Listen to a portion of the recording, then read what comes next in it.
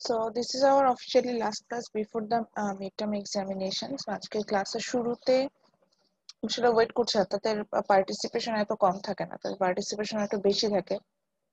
So তারা আসলে instruction গুলো মিস করবে। সো দ্যাটস ওয়াই আমি হচ্ছে গিয়ে আপনার হচ্ছে একটু ওয়েট করছিলাম তাদের জয়েনিং এর জন্য। সো আজকে আমরা হচ্ছে গিয়ে আমাদের আর দুইটা টপিক বাকি আছে, সেটা দুইটা টপিক শেষ করব। এছাড়া আমরা যতটুকু শেষ করেছি এটার উপরে আমাদের মিডটার্ম হবে। আমাকে যদি রিপিট করতে বলেন তাহলে আমি বলতে পারি যে ফার্স্টে আমরা হচ্ছে গিয়ে ওভারঅল একটা বেসিক জেনেছি ইকোনমিক্স সম্পর্কে, which is about 10 principle of economics, চ্যাপ্টারটার নাম যেটা ছিল। এবং সেটার জন্য আমি আপনাদের সাথে একটা স্লাইড শেয়ার করেছিলাম, এবং এটা নিয়ে আমি আপনাদের সাথে আজকে একটা বইও শেয়ার করবো। তো ওই বই থেকে আজকে আরেকটা চ্যাপ্টার আমরা আজকে স্টাডি করব, এই কারণে হচ্ছে বইটা আপনাদের সাথে আজকে শেয়ার করে দিব, রেফারেন্স বুকটা। Then we started the topic that is overview of managerial economics, যেখানে আমরা ম্যানেজার ইকোনমিক্স, এটার স্কোপ, এটার রিলেশনশিপ উইথ ইকোনমিক্স সেটা সম্পর্কে জেনেছি। এবং এই দুইটা পার্টের উপরে কিন্তু আমরা অলরেডি ক্লাস টেস্টও দিয়ে আসছি।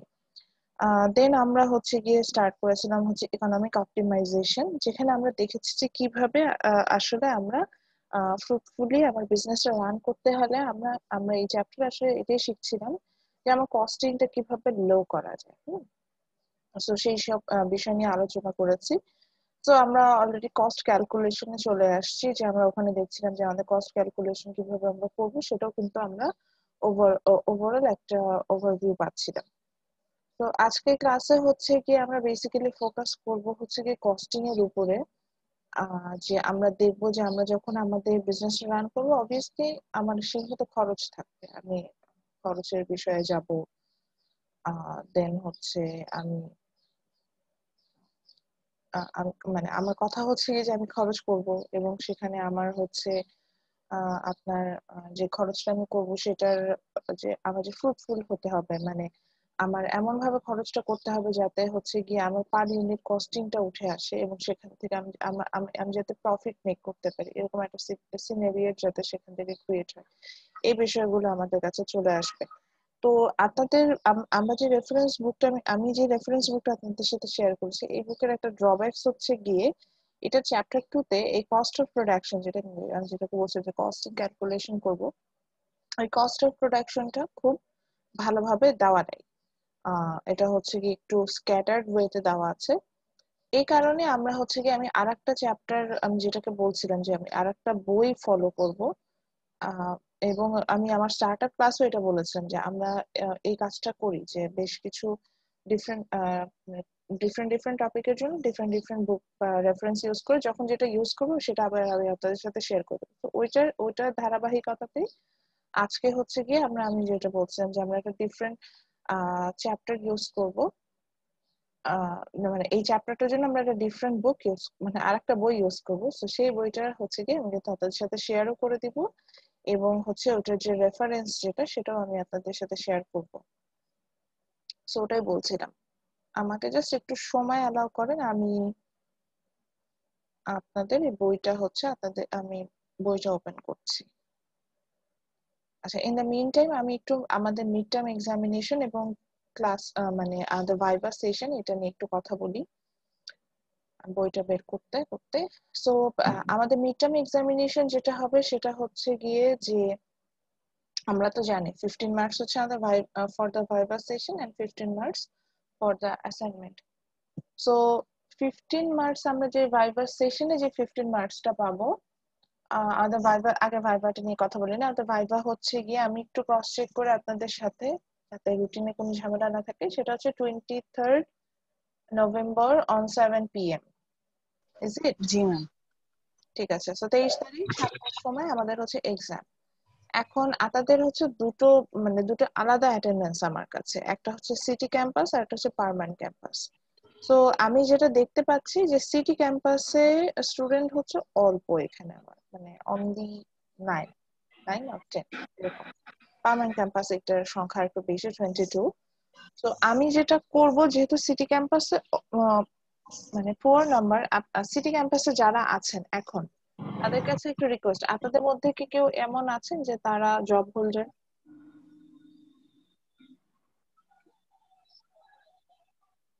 মানে জব করেন এরকম কেউ আছেন? আচ্ছা, তাই যদি না হয় তাহলে 7টার ভাইবা তো ম্যাম, এটা কি ম্যাম 6টা ছিলাম থেকে? ম্যাম। খাদেমুল ইসলাম। আচ্ছা আচ্ছা, ঠিক আছে, ম্যাম জবে বেশি করে তো। জবই জি বেশি ম্যাম, করে। খাদেমুল ইসলাম। জি ম্যাম। আচ্ছা, আমি চাচ্ছিলাম কি ভাইভাটা 6টা থেকে স্টার্ট করতে, মানে 6টা থেকে স্টার্ট করতে চাচ্ছিলাম। সেক্ষেত্রে যেটা মানে আমি যেটা করতে চাচ্ছিলাম, প্রথমে সিটি ক্যাম্পাস দিয়ে স্টার্ট করতে চাচ্ছিলাম। সিটি ক্যাম্পাস দিয়ে স্টার্ট করলাম, 6টা থেকে যদি স্টার্ট করি, সিটি ক্যাম্পাসে যেহেতু 10 জন, আমি 6 to 7:30 এইরকম একটা স্লট ক্রিয়েট করবো, যেটা হচ্ছে গিয়ে আপনার সিটি ক্যাম্পাসের জন্য। দেন হচ্ছে গিয়ে আমি হয়তো আরেকটা স্লট ক্রিয়েট করবো যেটা পার্মানেন্ট ক্যাম্পাসের জন্য। এভাবে আমি দুটো স্লট ক্রিয়েট করে নিতাম। আমি কি বুঝাতে পারছি বিষয়টা? জি ম্যাডাম। ম্যাম, হ্যাঁ, বল। প্রবলেম নাই তো, করতে পারেন না যদি এটা করতে সবাই এগ্রি থাকে। আমি ওটাই জানতে চাচ্ছি, আমি কি 6টা থেকে স্লট ক্রিয়েট করতে পারি? মানে জব করে এসে, ওটাই তো, আমি যেহেতু ওয়ার্কিং ডেতে আমাদের এক্সাম হচ্ছে। ম্যাম আসলে আমি যে খাদেমুল ইসলাম, আমার অফিস থেকে বের হইতে প্রায় মিনিমাম 8:30 বা 9টা বেজে যায়। হুম এখন হুম হুম। সেক্ষেত্রে আমি কি করতে পারি? আচ্ছা, তো ম্যাম আমি 7টার পরে স্টার্ট করলে বেটার হয় ম্যাম। 4টার পরে স্টার্ট করলে বেটার হয়? মানে এর আগে দিলে করতে পারবেন না, এরকম এরকম ঝামেলা আছে? জি ম্যাম, আসলে ওয়ার্কিং ঝামেলা ডে তো বলতে ম্যাম অফিস পরে থেকে শুরু বেরোইতে করলে বেরোইতে বেটার হয়। নরমালি 7টা বাজে, এখন অফিসে থেকে পরীক্ষা দিলে পরে। হ্যাঁ, এক্সাম অবভিয়াসলি খারাপ হবে। আচ্ছা, তাহলে যা টাইম আছে অ্যাজ ইট ইজ ওটাতেই স্টার্ট করি। তাহলে 7টা থেকে আমরা স্টার্ট করব। 7টা থেকে স্টার্ট করলে যেটা হবে যে প্রথম 1 ঘন্টা আমি একটু বলে দিচ্ছি। স্লট তো আপনারা জানেন, অনেক এক্সাম আগেও দিয়েছেন, নতুন যারা তাদের উদ্দেশ্যেই বলা, এত না হলে ডিটেলেও যেতাম না।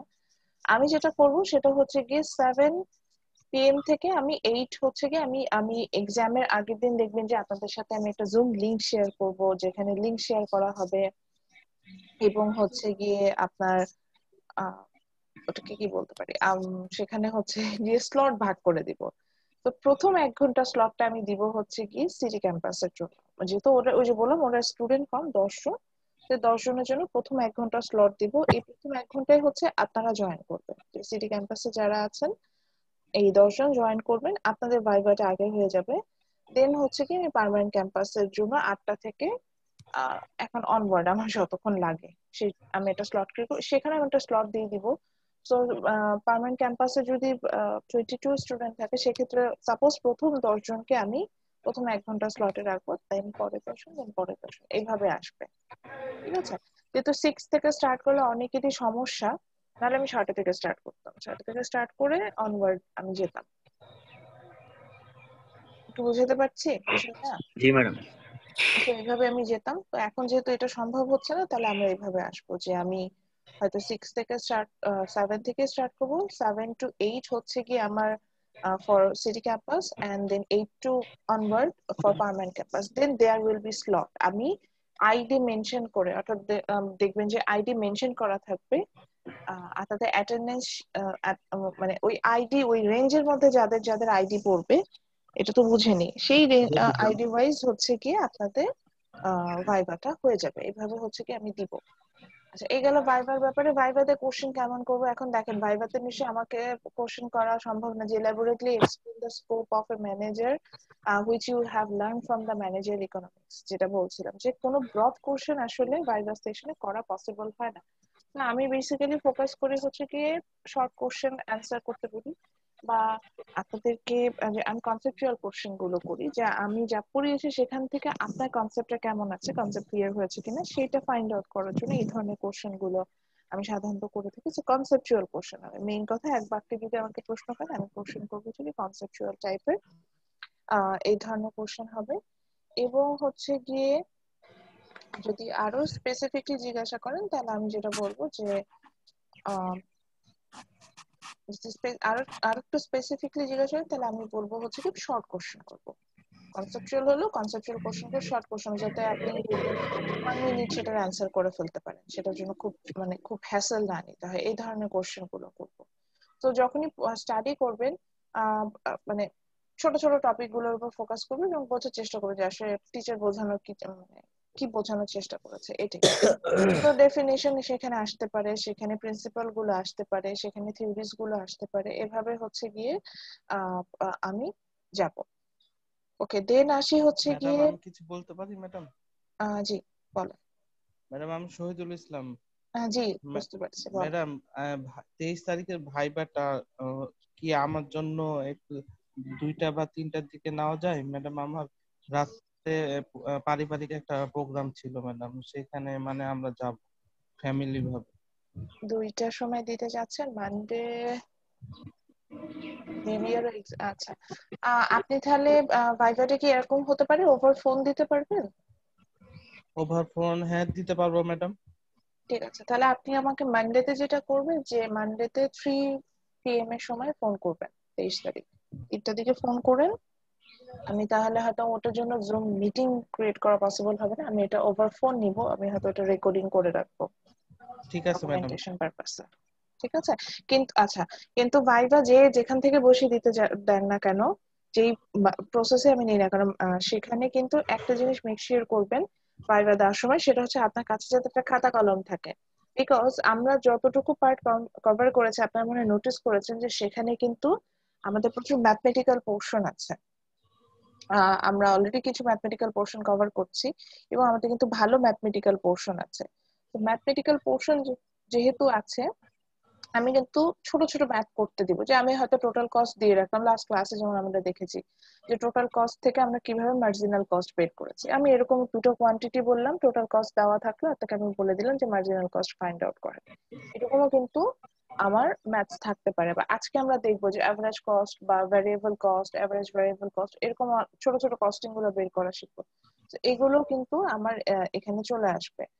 তো এই জন্য যখনই ভাইভা দিবেন, এটা বলতে চাচ্ছিলাম যে একটা পেন এন্ড পেপার নিয়ে বসবেন, যে আমি ম্যাথস করতে দিব এবং ম্যাক্সিমাম কেসে যেটা হয় যে ম্যাথ মানে এটা ভিডিওতে আসতে বলি এবং ভিডিওতে হচ্ছে গিয়ে আমি ম্যাথসটা দেখি যে হলো কিনা, ইনস্ট্যান্ট এই ম্যাথসটা করতে হবে। ওকে, দেন হচ্ছে ম্যাডাম অডিও ভিডিও প্ল্যাটফর্মে আসতে পারে কিনা? ইয়েস, এই জন্য একটু চিন্তা করছিলাম যে আমি আসলে ওভার ফোন ভাইভা নিব কেন, বিকজ আমি ভাইভাটা অডিও ভিডিও বোথ প্ল্যাটফর্মে নিই। আপনাকে এটা মেক শিওর করতে হবে যে আমি যদি আস্ক করি তাহলে আপনাকে অবভিয়াসলি ভিডিও প্ল্যাটফর্মে আসতে হবে, ভিডিওতে দেখতে আমি যাতে আপনাকে দেখতে পারি। হ্যাঁ, আপনার নেটওয়ার্ক প্রবলেম থাকতে পারে বা আপনি পর্দা মেনটেন করতে পারেন, অনেক বিষয় আছে, এগুলো কনসিডারেবল।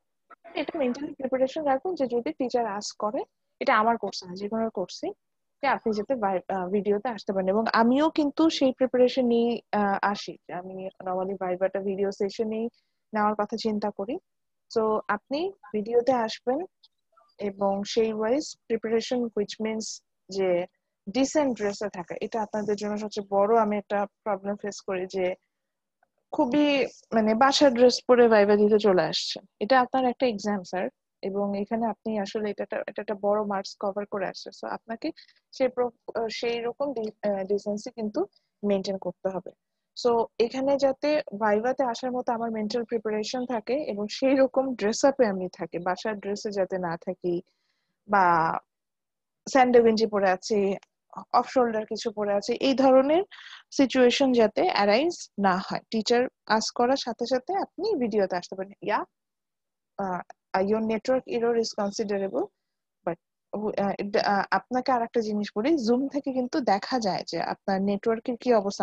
আমি অনেক সময় বলি না যে হ্যাঁ আপনার নেটওয়ার্ক প্রবলেম, বুঝতে পারছি, বিকজ অ্যাজ এ হোস্ট আমি এটা দেখতে পারি যে পার্টিসিপেন্টদের নেটওয়ার্কের কি অবস্থা। কার স্পেসিফিকলি আমি পার্টিসিপেন্ট ফাইন্ড আউট করেও বুঝতে পারি যে কার কার নেটওয়ার্কে কি কি অসুবিধা হচ্ছে। সো সেটা আমি ওভাবে দেখে নি। সো ওই যদি আমাকে বলেন যে ম্যাডাম আমার নেটওয়ার্ক এরর, আমি দেখতে পাচ্ছি যে নেটওয়ার্কের কোনো এরর নাই, এটা কিন্তু একটা অফেন্স। সো এখানে মিথ্যা বলার কিছু নেই। সো এটা গেল ভাইবার ব্যাপারে। এবার আসি অ্যাসাইনমেন্ট আমি কালকে দিয়ে দিব, কাল পরশুর মধ্যে দিয়ে দিব অ্যাসাইনমেন্ট। আমি দিব হচ্ছে উইথ রুব্রিক্স। আপনাদের ইউনিভার্সিটি থেকে যে সেন্ট্রাল পলিসি আসে সেটা আমি ফলো করব। আমাদের বলেছে যে মিড টার্ম অ্যাসাইনমেন্ট দিতে, মিড টার্ম অ্যাসাইনমেন্টের জন্য আপনাকে 7 days টাইম দিতে হবে, 7 দিন সময় দিবে, সেটা আমি যেই অ্যাসাইনমেন্টই দিই না কেন। তো আমি আপনাদের 7 days টাইম দিব। এবার আসি আসল কথায়, যেটা আমি আপনাদের ক্লাস টেস্টে ফেস করেছি। আমি যদিও আপনাদের ক্লাস টেস্টে মার্কস দিয়ে দিতে চেয়েছিলাম খুব ফার্স্ট। আমি প্লাগারিজম নিয়ে অনেক কথা বলেছিলাম, এটা নিয়ে আবার যাব না। প্লাগারিজমটা আমি শুধু এই রেশিওটা কমে আসে আপনাদের ক্ষেত্রে, যে অন্যটা দেখে কপি করা, সে রেশিওটা কম ছিল।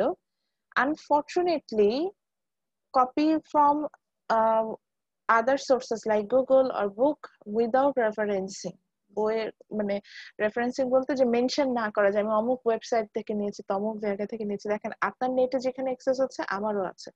সো এগুলো সবই হচ্ছে গিয়ে আপনি আপনাদের আমি দেখেছি যে আপনারা স্কিপ করে গেছেন, মানে আপনারা প্রচুর এই কাজ করেছেন এবং মানে দেখা যাচ্ছে যে একই সোর্স থেকে দুজন কপি করেছেন, একটু ঘুরায় পেঁচায় লিখে দিয়ে দিয়েছেন। সো এটা না এখন খুব সোজা, প্লাগারিজম চেকার বলে অনেক সফটওয়্যার আছে, সেখানে আপনার ইমেজেস বা আপনার লেখা এটা জাস্ট দিয়ে দিলে এগুলা ফ্রি ভার্সন থাকে, পেইড ভার্সন থাকে, ইভেন ফর টিচার সেগুলা ডেমো কিছু ভার্সন থাকে যেগুলো আমি 30 days এর জন্য ট্রায়াল ভার্সনটা ইউজ করতে পারো। সো এরকম থাকে, সেখান থেকে না এগুলো খুব ইজিলি ফাইন্ড আউট করা যায়।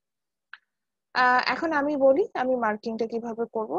যাদের যত পার্সেন্ট প্লাগারিজম আমি পাবো সেই ওয়াইজ আমি মার্কিং করবো। এখন যদি দেখি কারোর কপি 100% প্লাগারাইজড, আমি তাকে তো আর মার্কস দ্বারা আমার জায়গা নেই। এটা same thing for the mid term examination. Mid term এক্সামিনেশনে যদি আমি দেখি যে আপনার কপি হচ্ছে 100% প্লাগারাইজড, তাহলে আমি আপনাকে মিড টার্ম অ্যাসাইনমেন্টে কি মার্কস দিব, বিষয়টা অনেকটাই ভাবে দাঁড়াবে। এবার আমি আমার লাস্ট সেশন থেকে যেটা আমি হচ্ছে গিয়ে আমার লার্নিং যেটা হয়েছে, তো সেই কারণে মিড টার্মে আপনারা দেখবেন যে আপনাদের যে আমি অ্যাসাইনমেন্ট দিব, কোশ্চেনটা আমি এমন ভাবে মেক করার চেষ্টা করি যাতে সবার জন্য কিছু পোর্শন থাকে টোটালি ডিফারেন্ট, অর্থাৎ এই পোর্শন এটা কারোর সাথে ম্যাচ করবে না, কোশ্চেনটা এমন হবে। এইভাবে হচ্ছে গিয়ে আমি মিড টার্ম অ্যাসাইনমেন্টটা দিব ইনশাআল্লাহ, আমার এটাই ইচ্ছা। আদারওয়াইজ দেখা যাচ্ছে যে আপনাদের প্লাগারিজমটা স্টপ করা যাচ্ছে না।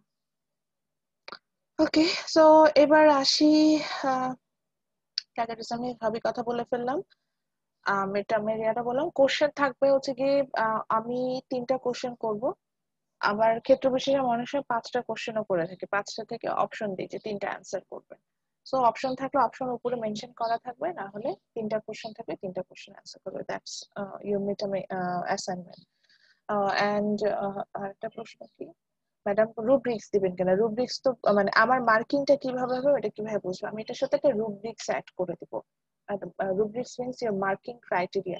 When you will get the excellent marks or average marks or very good marks, you will find out that from the rubrics portion. So আমি সেটা শেয়ার করব, এটা আপনাদের গুগল ক্লাসরুমেই থাকবে along with your assignment. So আপনাকে এটা নিয়ে worried হওয়ার কিছু নাই যে অ্যাসাইনমেন্টটা আমাকে মার্কিংটা কিভাবে করা হবে। আচ্ছা, লাকি আক্তার হ্যান্ড রেজ করেছেন, বলেন ম্যাডাম। আসসালামু আলাইকুম ম্যাম। ওয়ালাইকুম আসসালাম। ম্যাম, যেদিন ম্যাথটা বুঝিয়ে দিছিলেন ওই দিন নেটওয়ার্কের জন্য ওই টাইমে আমি ছিলাম না, তো ম্যাথটা আমি বুঝি নাই। ওই ম্যাথটা যদি একটু বুঝিয়ে দিতেন ভালো হয় আর কি। তাই আমি রেকর্ডেড ভার্সনটা কিন্তু আমাদের ক্লাসে থাকে,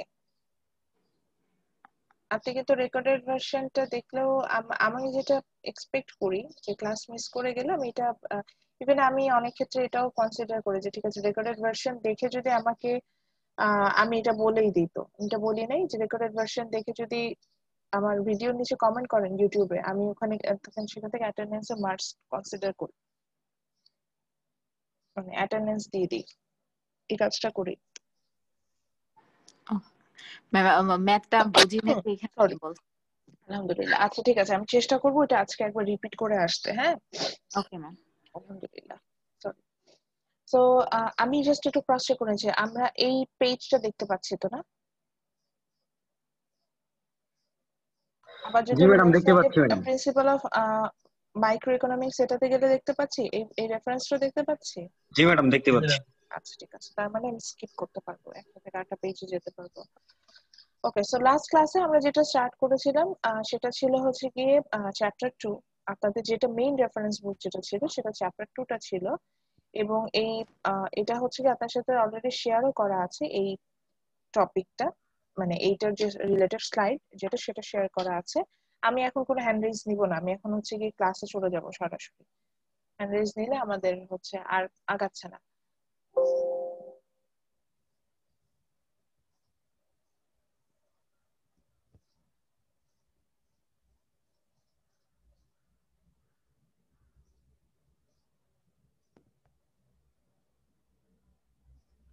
একটু স্টপ শেয়ারে যাচ্ছি বিকজ আমি হচ্ছে একটা স্লাইড শেয়ার করতে চাচ্ছিলাম।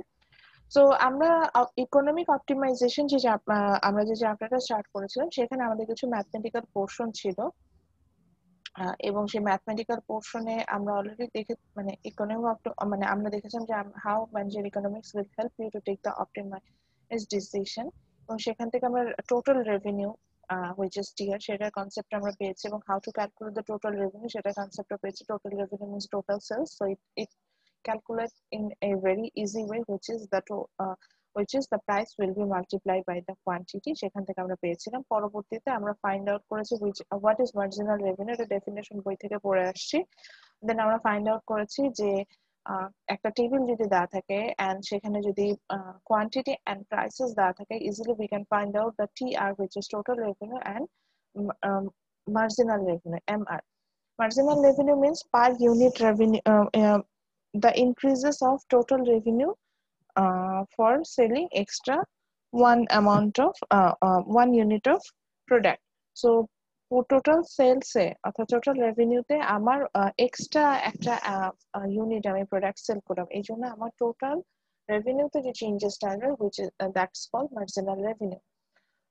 ফর দ্যাট পারপাসেস আমরা এরকম একটা টেবিল দেখেছিলাম, এবং সেই টেবিল থেকে আমরা ফাইন্ড আউট করেছিলাম যে কিভাবে price and quantity থাকলে we can calculate the total revenue and marginal revenue. In today's class, actually we will focus on the cost function, that means the cost calculation. So there will be discussion about the total cost, variable cost, fixed cost, average fixed cost, average variable cost, এই যে cost relationship, এই জিনিসগুলো আসবে। প্রবলেমটা এই যেটা বলছিলাম যে আপনাদের বই জিনিসটা না খুব এলোমেলো ভাবে দেওয়া, মার্কার্সির বইটাতে। সো এই কারণে এই পোর্শনটার জন্য আমি হচ্ছে গিয়ে আমি আরেকটা বইয়ের চ্যাপ্টার ফলো করব, সেটার জন্য আরো কিছু ম্যাটেরিয়ালস আমি আপনাদের সাথে শেয়ারও করে দিব। তো সেখান থেকে আসলে আমরা এই ধরনের টেবিল কিছু দেখব, যে সেখানে আমার টেবিলে ইনফরমেশন দেওয়া থাকবে, and from that information how to calculate the fixed cost, variable cost, marginal cost, average, total cost, এরকম অনেকগুলো টার্ম আসবে যেগুলো আমরা ক্যালকুলেশন করা শিখবো। আমরা হচ্ছে মেইনলি এটাই দেখবো। তো এখন প্রশ্ন হচ্ছে ম্যাডাম এখান থেকে এই টেবিলটাকে সলভ করবে, এই টেবিলও সলভ করবে, along with this we will solve another table. So এই সবগুলোই আমরা কিন্তু এখানে যাব। তো আমরা কোন চ্যাপ্টারটা ফলো করব সেটাই এখন মানে কোন বুকটা ফলো করব সেটা চলে যাই। আফটার দ্যাট হচ্ছে কি আমরা এটার যে আমাদের যে ম্যাটেরিয়াল সেটাতে যাব। তো we will follow this book which is Principle of Microeconomics. It's by Mankiw. It's one of my favorite book. আমি যেটা হচ্ছে গিয়ে নিজে দেখা যায় যে অনেক সময় এটা পড়ি, যদি ইচ্ছা হয় ইকোনমি সম্পর্কে জানতে ইচ্ছা হয় তখন এটা পড়ি। তো এই বইটা আমি রেফারেন্সটা শেয়ার করি। রিজনটা হচ্ছে এটা যে ফার্স্ট চ্যাপ্টার ছিল, that's about the 10 principal of economics, যেটা থেকে আমরা আমাদের প্রথম দিকের যে কিছু টপিক আমি বলেছিলাম যে কিছু টার্ম আমি একটা বই থেকে নিয়েছি, এটা হচ্ছে এই বইটা। এই চ্যাপ্টার এই যে 10 প্রিন্সিপাল যেটা ছিল, people faces trade of or opportunity cost, এগুলা কিন্তু সবকিছু একটা ভালো এক্সপ্লেনেশন এই চ্যাপ্টারে কিন্তু দেওয়া আছে ফার্স্ট চ্যাপ্টারটাতে। এই বুকের হচ্ছে গিয়ে চ্যাপ্টার 13 একদম শেষের দিকে একটা চ্যাপ্টার। আচ্ছা, আমি এখানে আমার বইটা যেমন হচ্ছে আমি এক্সপ্লোরারে ওপেন করি, এই এক্সপ্লোরারে ওপেন করা এটা আমি হচ্ছে সেভাবে অপশনটা ওপেন রেখেছি। এটা হচ্ছে আপডেটেড ভার্সন, অটো আপডেট হয়ে যাবে আপনার এই ফাইলটা থাকলে। সো আপনাদের সাথে এভাবে শেয়ার করা। তো আপনারা যদি আপনাদের যখন পিডিএফটা ওপেন করবেন, যদি এক্সপ্লোরারে ওপেন করেন, আপনাদের পিডিএফটাও আপ টু ডেট হয়ে যাবে, অর্থাৎ নিউ ভার্সন আসলে এটা মার্জ করে যাবে নিউ ভার্সনের সাথে।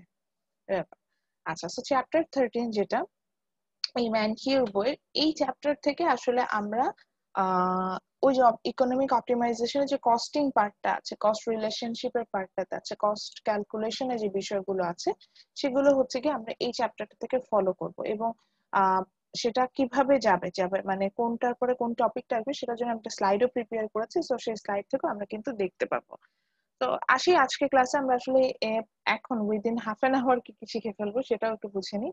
এখান থেকে এই যে প্রথম এই যে টোটাল রেভিনিউ যে ক্যালকুলেশন যেটা বলছেন এটা কিন্তু এখানে অলরেডি দেওয়া আছে, যেটা আমরা অলরেডি মার্ক হার্শের বইতে আমরা পড়লাম যে total revenue is equal to price times quantity. So total revenue, total cost, then profit calculation, মানে প্রফিটটা কিভাবে ক্যালকুলেট করতে হয় সেগুলা ইনফরমেশন এবং এগুলা ডেফিনেশন এখানে আছে। তারপরে আমরা জানবো হচ্ছে কি ইমপ্লিসিট কস্ট, এক্সপ্লিসিট কস্ট কি। এখানে again economic profit and accounting profit নিয়ে কথা বলেছে, যেটা আমরা অলরেডি শিখেছি যে what is economic profit and accounting profit, সেটা তার ফোকাস করার কিছু নেই। দেন প্রোডাকশন ফাংশন হিসেবে আসলে আমরা কস্ট ক্যালকুলেশনে যাব। সো এইটা হচ্ছে গিয়ে আমাদের সেই টেবিলটা, যেখানে হচ্ছে মানে টেবিলটা যেটা ধরে আমি একটু দেখাচ্ছি যে আসলে এই জিনিসগুলো আমরা ডেফিনেশন গুলো জানবো এবং হচ্ছে গিয়ে ক্যালকুলেশন গুলো শিখবো। যে আমি আপনাদেরকে জানাবো যে what is total cost, then এই যে টার্মগুলো fixed cost, variable cost, how to calculate the average fixed cost, average variable cost, average total cost, and finally the marginal cost. আর এর আগে আমরা টোটাল রেভিনিউ ক্যালকুলেশন করা শিখেছি, মার্জিনাল রেভিনিউ ক্যালকুলেশন করা শিখেছি। সো বেশ কিছু টার্ম কিন্তু আমরা এখান থেকে শিখে ফেলবো। এবং দেন এই যে প্রত্যেকটা যে অ্যাভারেজ, মানে আমি যে টার্মগুলো বলছি এগুলো প্রত্যেকটার ডেফিনেশনও দেখাবো এবং এটা গ্রাফিক্যাল রিপ্রেজেন্টেশন, অর্থাৎ গ্রাফে আমি যদি একটা গ্রাফ ড্র করি, যেহেতু ইকোনমিক্স এর প্রত্যেকটা টার্ম আমরা গ্রাফে প্রেজেন্ট করতে পছন্দ করি, সো গ্রাফিক্যাল রিপ্রেজেন্টেশনটা কেমন হবে সেটা দেবো। ফাইনালি আর একটা বিষয় জানবো, that is condition, that is profit making decision কোনটা হবে আপনার জন্য। Profit making decision for competitive market আমরা জানি TR is equal to MR is equal to MC, marginal রেভিনিউটা যখন মার্জিনাল কস্টের সমান হয় তখনই হচ্ছে কি আমরা কম্পিটিটিভ মার্কেটে সাধারণত সেলসে যাই, মানে সেল করি। তো এই কন্ডিশন গুলো নিয়েও কিন্তু আলোচনা করব। সো এটার জন্য এখন তাহলে আমি আমার স্লাইডে চলে যাচ্ছি। তো এটা বুঝিয়ে দিলাম যে স্লাইডটা কোথা থেকে প্রিপেয়ার করেছি, রেফারেন্সটা পাবেন কিনা। হ্যাঁ, অবশ্যই ক্লাস শেষে আমি রেফারেন্স শেয়ার করে দেবো। আমি তো বলেছি যে ম্যাটেরিয়াল শেয়ার করা নিয়ে আমার মধ্যে কোনো সমস্যা নেই। সো আমি খুব ফাস্ট, কি ব্যাপার আমার টাচটা কাজ করছে না, মাউস কোথায়। তো রেফারেন্স শেয়ার করা নিয়ে আমার কোনো প্রবলেম নেই। সো দেখা যায় যে আমি খুব ফাস্ট কিন্তু আপনাদের সাথে reference materials and others share করে দিই। তো এটা ক্লাস শেষেই পেয়ে যাবেন। সো আমি একটু রিক্যাপে আসি। লাস্ট ক্লাসে আমরা যেটা পড়েছিলাম which is about the total revenue and the marginal revenue, and আমরা সবসময় সেখানে হচ্ছে ইনিশিয়াল নিয়ে কাজ করি। এখানে আমরা ইনিশিয়াল গুলো নিয়ে কাজ করবো এবং ইনিশিয়াল গুলো ব্যাপারে একটু কেয়ারফুল থাকতে হবে। তো আমরা দেখেছিলাম যে টোটাল রেভিনিউকে আমরা ইনিশিয়াল নিয়ে টিআর দিয়ে হচ্ছে কি ডিনোট করেছিলাম। Total revenue means your total earning from the production process, and easily it can be calculated from a easy formula which is price times quantity. দামটাকে ডিফারেন্ট ডিফারেন্ট কোয়ান্টিটির জন্য যে ডিফারেন্ট ডিফারেন্ট প্রাইস হয় সেটাকে যদি আমি multiply করি তাহলে আমরা কিন্তু টোটাল রেভিনিউটা ফাইন্ড আউট করে ফেলতে পারি। দেন আমরা পড়েছিলাম যে মার্জিনাল রেভিনিউ, আমরা বলেছিলাম যে ইকোনমিক্স যখনই মার্জিনাল টার্মটা চলে আসবে হুইচ মিন্স পার ইউনিট, এই জিনিসটা পার ইউনিট ইনক্রিজ, এই জিনিসটা মাথায় রাখতে হবে। সো আমরা স্টাডি করেছিলাম যে মার্জিনাল রেভিনিউ নিয়ে। সো টোটাল টার্মটা এখানে কি রেভিনিউ এন্ড মার্জিনাল টার্মটা আছে, তার মানে হচ্ছে কি marginal revenue will be like this, that is the increase in total revenue for a unit change in quantity, এরকম। কারণ আজকে আমরা একটা জিনিস পড়েছি মার্জিনাল কস্ট, এমসি, এটার ইনিশিয়াল নিয়ে আমরা পাবো। সো এখানে আমরা টোটাল টার্ম হিসেবে যাকে পাচ্ছি which is C, which means cost. So আমরা কিন্তু এটা ডেফিনিশন এরকম হবো যে increase in total cost for a per unit change, for a unit change in quantity, এভাবে পাবো। তারপরে একইভাবে আমি আরেকটা টার্ম বলেছিলাম যে প্রফিট যখন ক্যালকুলেশন করি তখন মার্জিনাল প্রফিট, তো এটার ইনিশিয়ালটা মানে পাই সাইনটা আমার ল্যাপটপে নাই, তবে এটা জাস্ট লিখে যাচ্ছি। আমরা মার্জিনাল প্রফিট এটা ক্যালকুলেশন করি। সো মার্জিনাল প্রফিটটা যখন ক্যালকুলেশন করি সেক্ষেত্রেও কিন্তু এরকমই হয় যে changes in total profit for a unit change in quantity, বা পার ইউনিট চেঞ্জেস এর জন্য যে আমার প্রফিট চেঞ্জেস আসে সেটাই মার্জিনাল প্রফিট। এভাবে কিন্তু আমরা আসলে ক্যালকুলেশন গুলো করে থাকি। তো আজকে আমরা তো এগুলো ছিল বেসিক আইডিয়া যেগুলো আমরা লাস্ট ক্লাসে পড়েছি। এখন আমরা চলে যাচ্ছি টোটাল কস্ট। তো ইকোনমিক্স একটা মজা আছে, ম্যানেজার ইকোনমিক্স এর টার্ম গুলো যখন দেখবেন যে টার্মই না বলে দেয় যে আসলে আপনি কি পড়বেন, আপনাকে না কষ্ট করে গো থ্রু করতে হবে না, যেমন দেখেন আমার চ্যাপ্টার নাম আছে কস্ট অফ প্রোডাকশন, মানে কি the costing behind the production process. নামই বলছে যে কোনো লুকাছাপা নেই এদের মধ্যে, এবং টার্মটা দেখে না আপনি গেস করে ফেলতে পারেন যে এর ভিতরে কি থাকতে পারে।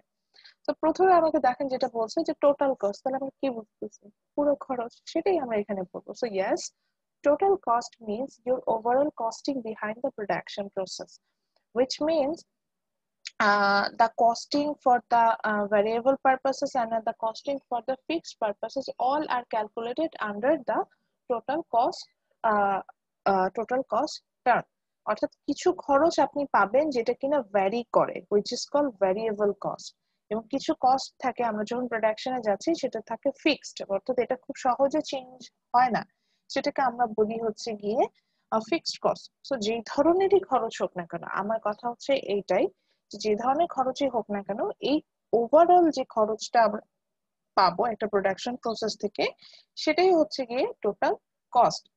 and from the initial we have find out total cost is denoted by capital T and C. এখন আসি যে আসলে খরচগুলো কি রকম থাকে। সেটাতে আসি, সাপোজ আমার জাস্ট পার্টিসিপেন্ট লিস্টে আমি প্রথমে যাকে দেখতে পাচ্ছি, আমি আমার পার্টিসিপেন্ট লিস্টে ফার্স্টে দেখতে পাচ্ছি আবিদ আছে। সো সাপোজ আবিদ একটা স্টার্টআপ দিয়েছেন, ওনার স্টার্টআপটা হচ্ছে কি উনি একটা বেকারি দিয়েছেন, ওনার এরিয়াতে উনি একটা বেকারি দিয়েছেন, ওখানে ব্রেড উনি মেক করেন, ফ্রেশ বেক ব্রেড উনি মেক করেন এবং প্রতিদিন মর্নিং এ এটা সবার মানে তার কাস্টমারদের সাপ্লাই দেন। ওনার স্টার্টআপটা হচ্ছে এরকম, উনি এটাই চিন্তা করলেন যে কারণ আমরা যে ব্রেড গুলো খাই, পাউরুটি বা যাই খাই না কেন মর্নিং এ, যেটা মর্নিং টাইম আমরা এটা খাবো অনেকে, সো আমরা যে ব্রেড গুলো খাই অনেক ক্ষেত্রে দেখা যায় যেটা ফ্রেশলি বেক হয় না। তো আমাদের যদি কোনো একটা বেকারি আমরা পাই, দেখেন এত কিন্তু একটা স্টার্টআপের আইডিয়া দিয়ে দিচ্ছি, এরকম যদি কোনো আমরা বেকারি পাই, এটা আমি ফিল করি যে এরকম বেকারি হলে খুব ট্রাস্টওয়ার্দি হতো, যে বেকারিটা ফ্রেশলি বেক আমাকে ব্রেড দিয়ে দিবে, এবং আমার মানে ব্রেড কিন্তু ফ্রেশলি বেক হলে এটা খেলেই বোঝা যায়।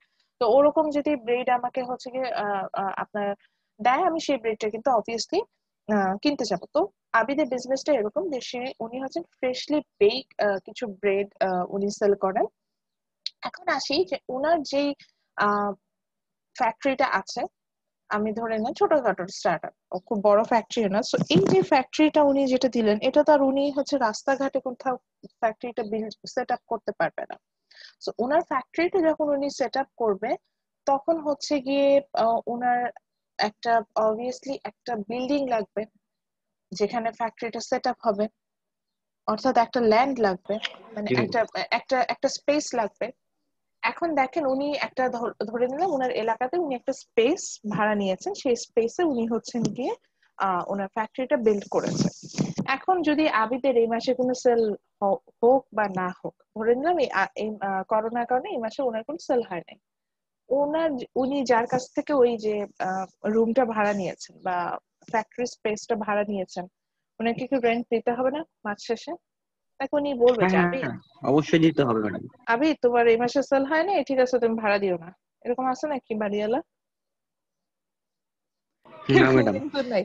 আপনার সেল হোক বা না হোক, আবিদকে কিন্তু হচ্ছে গিয়ে ওনার আপনার ওই রেন্টটা দিতেই হবে, পে করতেই হবে। ইয়া, সো এখন আসলাম যে আবিদের সাপোজ ওই যে ওই বললাম ফ্রেশলি বেক, এই কারণে আবিদের ব্রেডের খুব নাম হয়ে গেল, ওনার ব্রেড সবাই খেতে চায়, এরকম একটা সিচুয়েশন হলো। সেরকমও যদি হয়, এখন দেখা গেলো এই মান্থে আবিদ খুব প্রফিট মেক করলো, তাহলে কি আবিদের বাড়ি মানে যে যার কাছ থেকে ওই যে বললো যে ফ্যাক্টরি স্পেসটা ভাড়া নিয়েছিল, উনি কি আবার এসে বলবে যে ঠিক আছে আবিদ এই মাসে তো তোমার অনেক সেল হয়েছে, তোমার ফ্যাক্টরি স্পেসের রেট ছিল হচ্ছে গিয়ে 5,000 টাকা, তুমি এটা ডাবল করে হচ্ছে গিয়ে আমাকে 10,000 টাকা দাও, এরকম কি হবে? না ম্যাম, নাকি ওনার যা হচ্ছে গিয়ে যা ছিল তাই থাকবে, যা ছিল তাই তাকে দিতে হবে? সো বেসিক্যালি দেয়ার আর সাম কস্টিং। একটু চিন্তা করে দেখেন, যখন আপনি প্রোডাকশনে যাবেন কিছু খরচ থাকে যেটা কিনা fixed, which does not those costing do not vary over the quantity. কোয়ান্টিটির সাথে এই খরচটা কখনোই পরিবর্তন হয় না, অর্থাৎ whatever happen you have to spend that amount of money.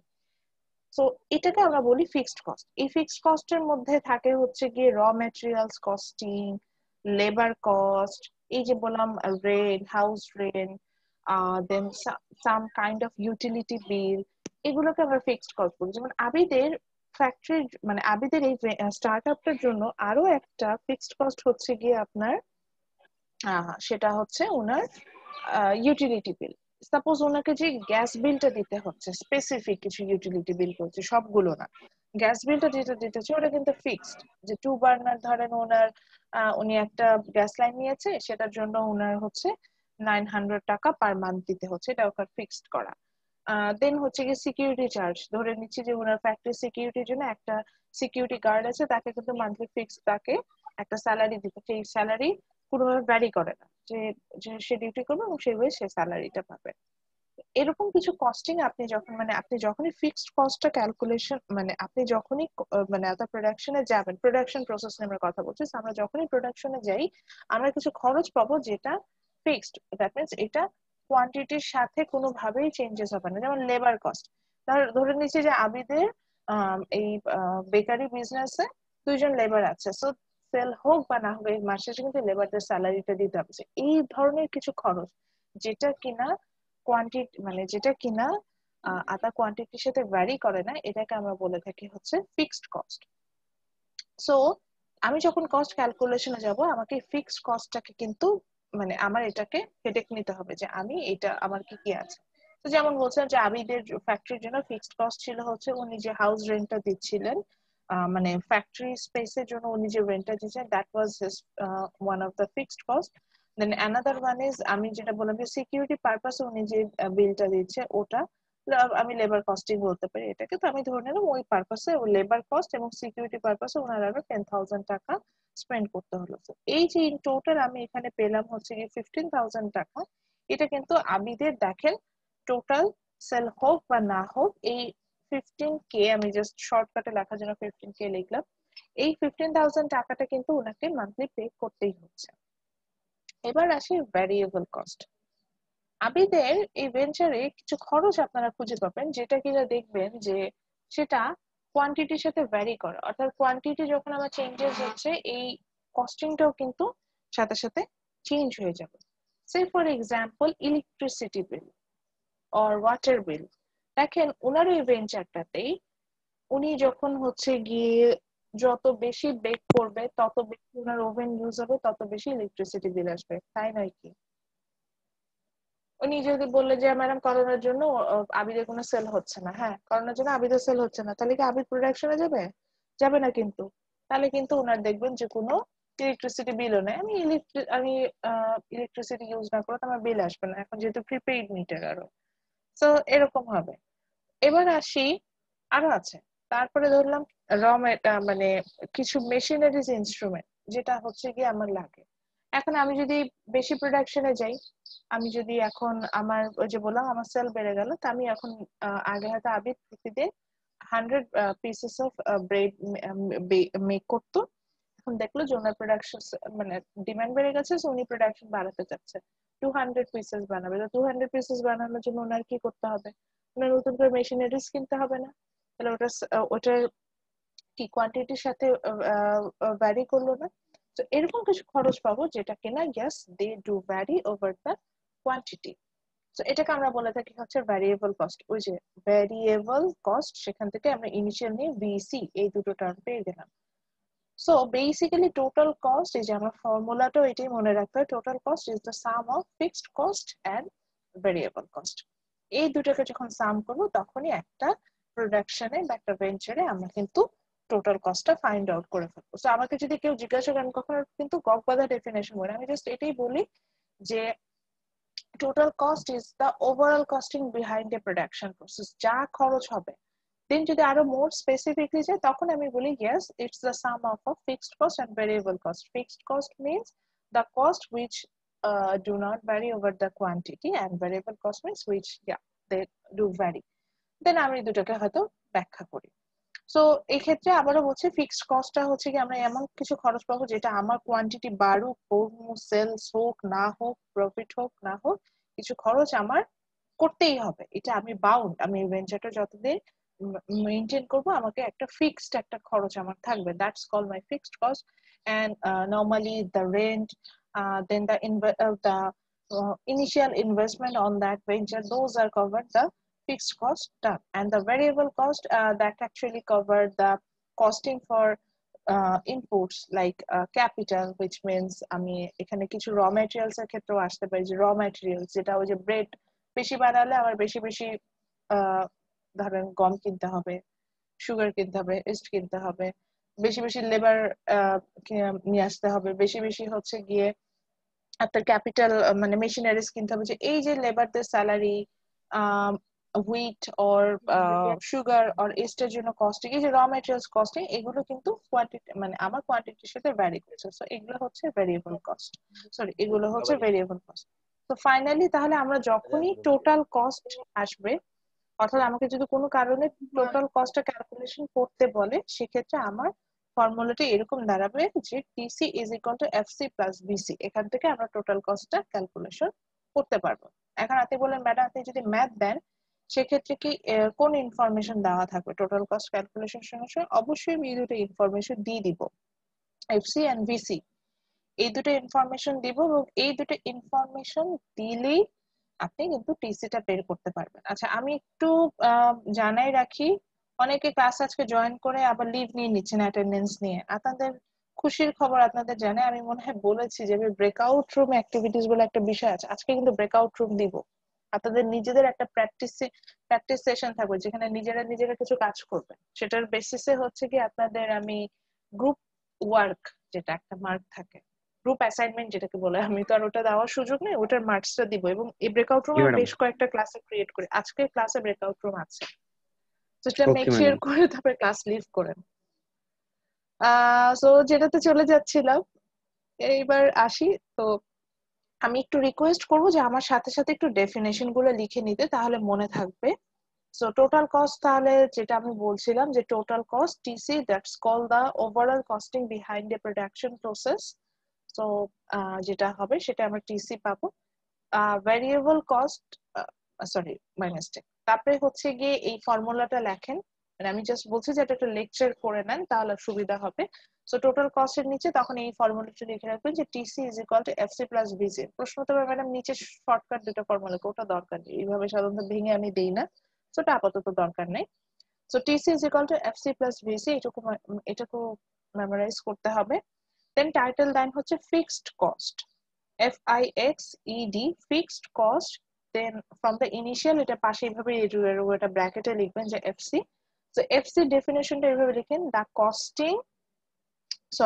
cost which do not vary, VARY, which do not vary over the quantity, অর্থাৎ যে খরচটা কোয়ান্টিটির সাথে পরিবর্তন হয় না। এক্সাম্পল হিসেবে লিখে রাখেন ওই যে house rent, sorry factory rent, then initial investment, দেন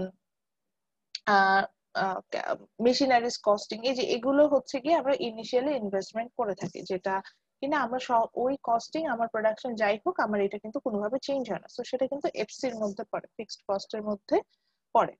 আচ্ছা ভ্যারিয়েবল কস্টটা কি? ভ্যারিয়েবল কস্ট হচ্ছে কি যেটা ভ্যারি করে কোয়ান্টিটির সাথে সাথে, হচ্ছে কি আমরা যেখানে আমরা কস্টটা ভ্যারি করে, that's call the variable cost.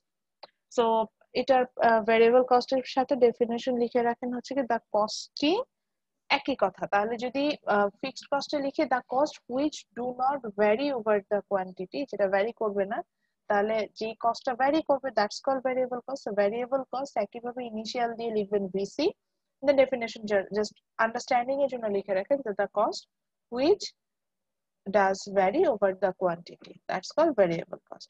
Example হিসেবে লিখে রাখেন salaries of labor, then raw materials costing. So দেখেন লেবারের স্যালারি কিন্তু প্রোডাকশন যত বাড়বে আপনি তত কি বেশি লেবার নেবেন না, তত বেশি লেবার মানে প্রোডাকশন বাড়া মানে কি আপনার কোয়ান্টিটি বাড়ছে, সো তত বেশি আমি লেবার আমি ইউজ করবো না। আবার যখন আমার কোনো প্রোডাকশন নেই, ওই যে বললাম যে আবিদ যদি এই মাসে কোনো সেলই না হয় তাহলে ওনার কোনো প্রোডাকশন নেই, তাহলে উনি লেবার রাখবে না, কিন্তু উনি লেবারদের কিন্তু ছাড়াই করে দিবে।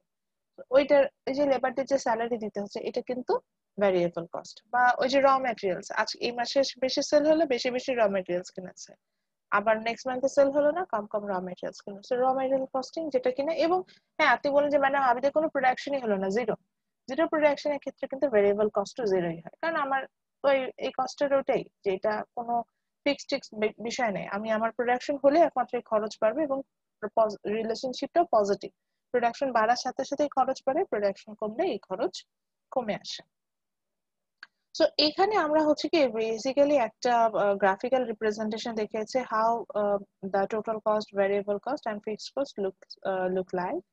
সো টিএফসি লিখেছে total fixed cost, total variable cost, এভাবে দেখাতে এটা আপনি ইগনোর করতে পারেন, এটা ভিসি এফসি এভাবেও আসতে পারে। সো এখানে একটু আমরা দেখতে পাচ্ছি মনে হয় যে fixed cost is a horizontal line. Why this happen? Because আমরা জানি যে এই যে fixed cost it does not vary over the quantity. So এই কারণে আমার কোয়ান্টিটি খুব হাই হলো, ওই যে বললাম যে আমার যদি 100 পিসেস অফ প্রোডাক্ট সেল করি তাও আমার টোটাল কস্ট 5000 টাকা থাকবে, এই যে রেন্ট। আবার যদি আমি zero amount of product sale করি তাও আমার ফিক্সড কস্ট কিন্তু 5000 টাকা থাকবে। এই কারণে আমরা যেটা দেখতে পাচ্ছি fixed cost does not start from the origin, it started from a fixed point। এখানে যেমন আমরা দেখতে পাচ্ছি এ পয়েন্ট থেকে স্টার্ট হয়েছে, এই পয়েন্ট থেকে আমরা ধরি আমাদের 5000 টাকা, অর্থাৎ এখান থেকে এটাই মেন করছে যে যখন কস্টিং আমার জিরো ছিল, সরি আমার আউটপুট জিরো ছিল, আউটপুট জিরো থাকার পরেও আমার কিন্তু ফিক্সড কস্ট একটা আছে which is 5000 টাকা। এবং এই ধরনের এই গ্রাফে আমরা এক্স এক্সিসে সাধারণত কোয়ান্টিটিকে এক্সপ্রেস করি এবং ওয়াই এক্সিসে আমরা হচ্ছে গিয়ে কস্টকে এক্সপ্রেস করে থাকি। এবার চলে আসে ভ্যারিয়েবল কস্টটা কি? ভ্যারিয়েবল কস্টটা হচ্ছে এটা আপওয়ার্ড স্লোপিং কার্ভ। আচ্ছা, আপওয়ার্ড স্লোপিং মানে হচ্ছে কি যে কার্ভটা উপরের দিকে যায়, বা আরো যদি ভালোভাবে বুঝাই যে কার্ভটার হচ্ছে পজিটিভ রিলেশনশিপ থাকে with the variable of Y axis. তো এখানে আমার ওয়াই এক্সিস এর ভ্যারিয়েবলটা হচ্ছে কস্ট। সো কস্টের সাথে এই ভ্যারিয়েবল কস্টের একটা পজিটিভ সম্পর্ক আছে। পজিটিভ মানে কি সেম ডাইরেকশনে এরা যাবে। তা আমরা কি জানি যে খরচ বাড়লে ভ্যারিয়েবল কস্ট, মানে ভ্যারিয়েবল কস্ট তো তখনই বাড়বে যখন আমার খরচ বাড়বে, বা ভ্যারিয়েবল কস্ট তো তখনই বাড়বে যখন কোয়ান্টিটি বাড়বে। সো সম্পর্ক কি ধনাত্মক না যে আউটপুটও বাড়ছে আমার খরচও বাড়ছে, আউটপুট কমছে আমার খরচ কমছে। So that's why it's an upward sloping curve. মজার ব্যাপার হচ্ছে দেখেন টোটাল কার্ভটা এটাও একটা upward sloping curve and it almost look like the variable cost. But the interesting fact is that yes, again it does not start from the origin, but the variable cost it start from the origin. Why? Same thing. আপনার ওই যে আমি বলছিলাম যে আপনার যদি কোনো sell না থাকে, আপনি জিরো কোয়ান্টিটি প্রোডাক্ট সেল করছেন, তাহলে কি আপনার ভ্যারিয়েবল কস্ট থাকবে? উচিত কি উচিত না? না ম্যাডাম, তাহলে থাকবে থাকবে না না। তাহলে ম্যাডাম। কি এটা জিরো কোয়ান্টিটির জন্য জিরো ভ্যারিয়েবল কস্ট? আমার কোয়ান্টিটি যখন হাই তখন হাই ভ্যারিয়েবল কস্ট, কোয়ান্টিটি যখন লো তখন লো ভ্যারিয়েবল কস্ট, এই কারণে এরকম আপওয়ার্ড স্লোপ। জি ম্যাডাম।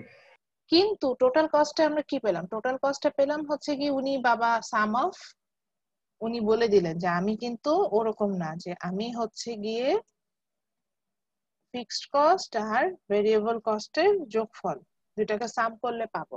তার মানে কি কোয়ান্টিটি যদি জিরো ধরি তারপরে কি সেখানে কিছু খরচ কস্ট থাকবে চলে না, আসবে ম্যাডাম। জি কস্ট ম্যাডাম। থাকবে না। তাহলে কি জিরো কোয়ান্টিটির জন্য অর্থাৎ আমি কি এটাকে অরিজিন থেকে স্টার্ট করতে পারবো টোটাল কস্টটাকে? না, কিন্তু ওই যে যেখান থেকে ফিক্সড কস্ট স্টার্ট হয়েছে সেখান থেকে আসবো। কেন আসবো? বিকজ ওই যে বলছিলাম যে কোয়ান্টিটি জিরো থাকলেও তো আমার এই অ্যামাউন্টে টাকাটা খরচ করে আসতে হবে for the fixed cost purposes. So এই কারণে টোটাল কস্টটা কিন্তু কখনোই অরিজিন থেকে স্টার্ট হয় না because of the variable cost. এটা কিন্তু একটা ফিক্সড পয়েন্ট থেকে স্টার্ট হয়ে যায়। ওকে, এটা একটু ক্লিয়ার করে দিই। এরপর আমরা চলে যাব হচ্ছে গিয়ে অ্যাভারেজ ক্যালকুলেশনে। আপনাদের একটা ভালো উপায় বলে দিই, এটা আমার কোর্সের জন্য না, যে কোনো কোর্সের জন্য। যখনই আপনি অ্যাভারেজ ক্যালকুলেশনে যাবেন, কিছু মানে কোন একটা প্রোডাক্ট যেটারই অ্যাভারেজ হোক, এটার ক্যালকুলেশনে যাবেন, এটা মনে রাখবেন হচ্ছে এটা মনে মানে এটা ক্যালকুলেশন করার জন্য সহজ উপায় হচ্ছে গিয়ে টোটাল ডিভাইডেড বাই নাম্বার। এইভাবে মনে রাখলে আপনাদের জন্য সুবিধা হবে। এভারেজটা আমরা এইভাবে বের করি যে টোটাল ডিভাইডেড বাই নাম্বার, সেটা যেটাই এভারেজ বলুন না কেন, এটা এইভাবে বের করলে আমাদের চলে আসবে। তো আর এভারেজ বলতে কি বুঝি? পার ইউনিট কস্টিং, এরকম মানে পার ইউনিট এই বিষয়টাও আসে। তো আমাদের যেহেতু এখানে পার ইউনিটে বেশি আছে, পার ইউনিটটা বললাম। So আমাদের প্রথম যে টার্মটা আসবে which is average fixed cost, and from the initial we have find out it's AFC.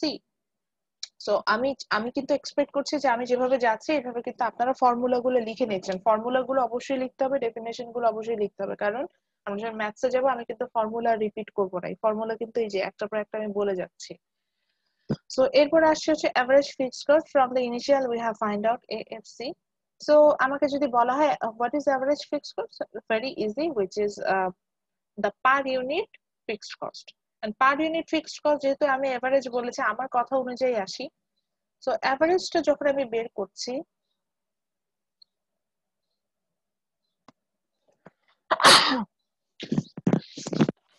Sorry, আলহামদুলিল্লাহ। সো আমি যখন অ্যাভারেজ ফিক্সড কস্টটা বের করছি, এখানে আমার টোটাল টার্মটা কি, এখানে আমার টোটাল মানে এখানে আমি যেহেতু বলেছিলাম যে to find out the average always total will be divided by the number. তো এখানে টোটাল টার্মটা আমার কাছে মনে হচ্ছিল ফিক্সড কস্ট এফসি।